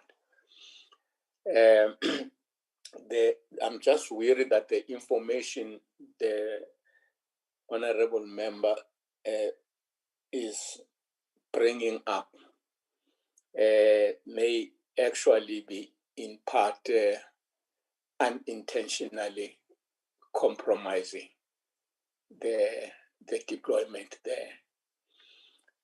That's the side, that's the one point. But the other point, Chair, I was agreeing with you that with respect to the absence of the deployment letters before Parliament, it is a matter that I'll undertake to bring to the urgent attention of the Minister that there is concern by the Joint Standing Committee on Defense that such procedural matters seem to have been, overlooked. That's what I was going to say, Chair, in relation to this. Thank you. No, thank you very much, Chair. I also consider it as an oversight. Let's have the matter deferred to the next meeting, where we receive a report from the Minister on when we will receive the letter from the President. If the letter will be available by then, the Minister will then be afforded the opportunity to present it and then take the discussion up there. In other words, let's properly atomize it on the agenda. I don't want us to discuss a matter that is not on the agenda and in a piecemeal fashion when it is yet to serve before us. Mr. Murray, can we postpone this to the next meeting, please? Chairperson, surely, I think none of us are unreasonable, but this was just the first opportunity, and it was also the right forum where to raise a Joint Standing Committee on Defense, and with the Chief available, with the SANDF, with the Deputy Minister, with CJ Ops. So we want to play that role in support of our soldiers, and we need to be fully involved. Otherwise, our hands are then tied if they are not playing the game with us. So I've got no problem, and especially as the Deputy Minister has now suggested that hopefully within days or the next week, we will get an opportunity where they will brief us on where we stand. Because as I've said to you, and I want to say to the Deputy Minister, the information that I've now given, that's out there. So it's not me disclosing that. It's already out there, and everybody knows about that. So there's no secrets about that. And my problem is that we, the oversight body, we don't know about that officially. We don't officially know about that. Thank you, but thank you very much. Much appreciated. Thanks. So it will be placed on the agenda of the next State Joint Standing Committee of Defense. Colleagues, I'm worried about time. We've gone over time by 38 minutes, way over time. So we have two items. We don't get overtime. We don't get paid for overtime anyway. This item. We don't get paid for overtime. Okay, may I suggest that we extend this item till next week, colleagues, these two items. Peter, will you die in the trenches? No, Chair, I'm up just If we the week extend it before down. the end of this term. Come again? Hello, Chair, can you hear me? Yes, Peter? Hi, Yes. Chair, can you hear me? Yes, I can hear you. No, I'm Yes, saying I can hear you. yeah, just with regard to the review, we're just trying to do it within this first quarter, Chair. Thank you. No, it's fine. No, thank you so much. So those two items, the annual business plan as well as the minutes, would stand. Those two items stand down until the next week. Let me thank the SANDF and let me thank the deputy minister, and the SANDF and the chief joints and other colleagues who are in the meeting, and then call it a quit. I think we have exhausted the issue. For now, honorable members, I thank all of you. Let's meet again next week. Thank you, Chair. Thank you, Chair. Thank you, Chairperson. Siyabonga Sihlalo, siyabonga Chairperson. Chair. Good Siyabonga. night. Hey Kenny.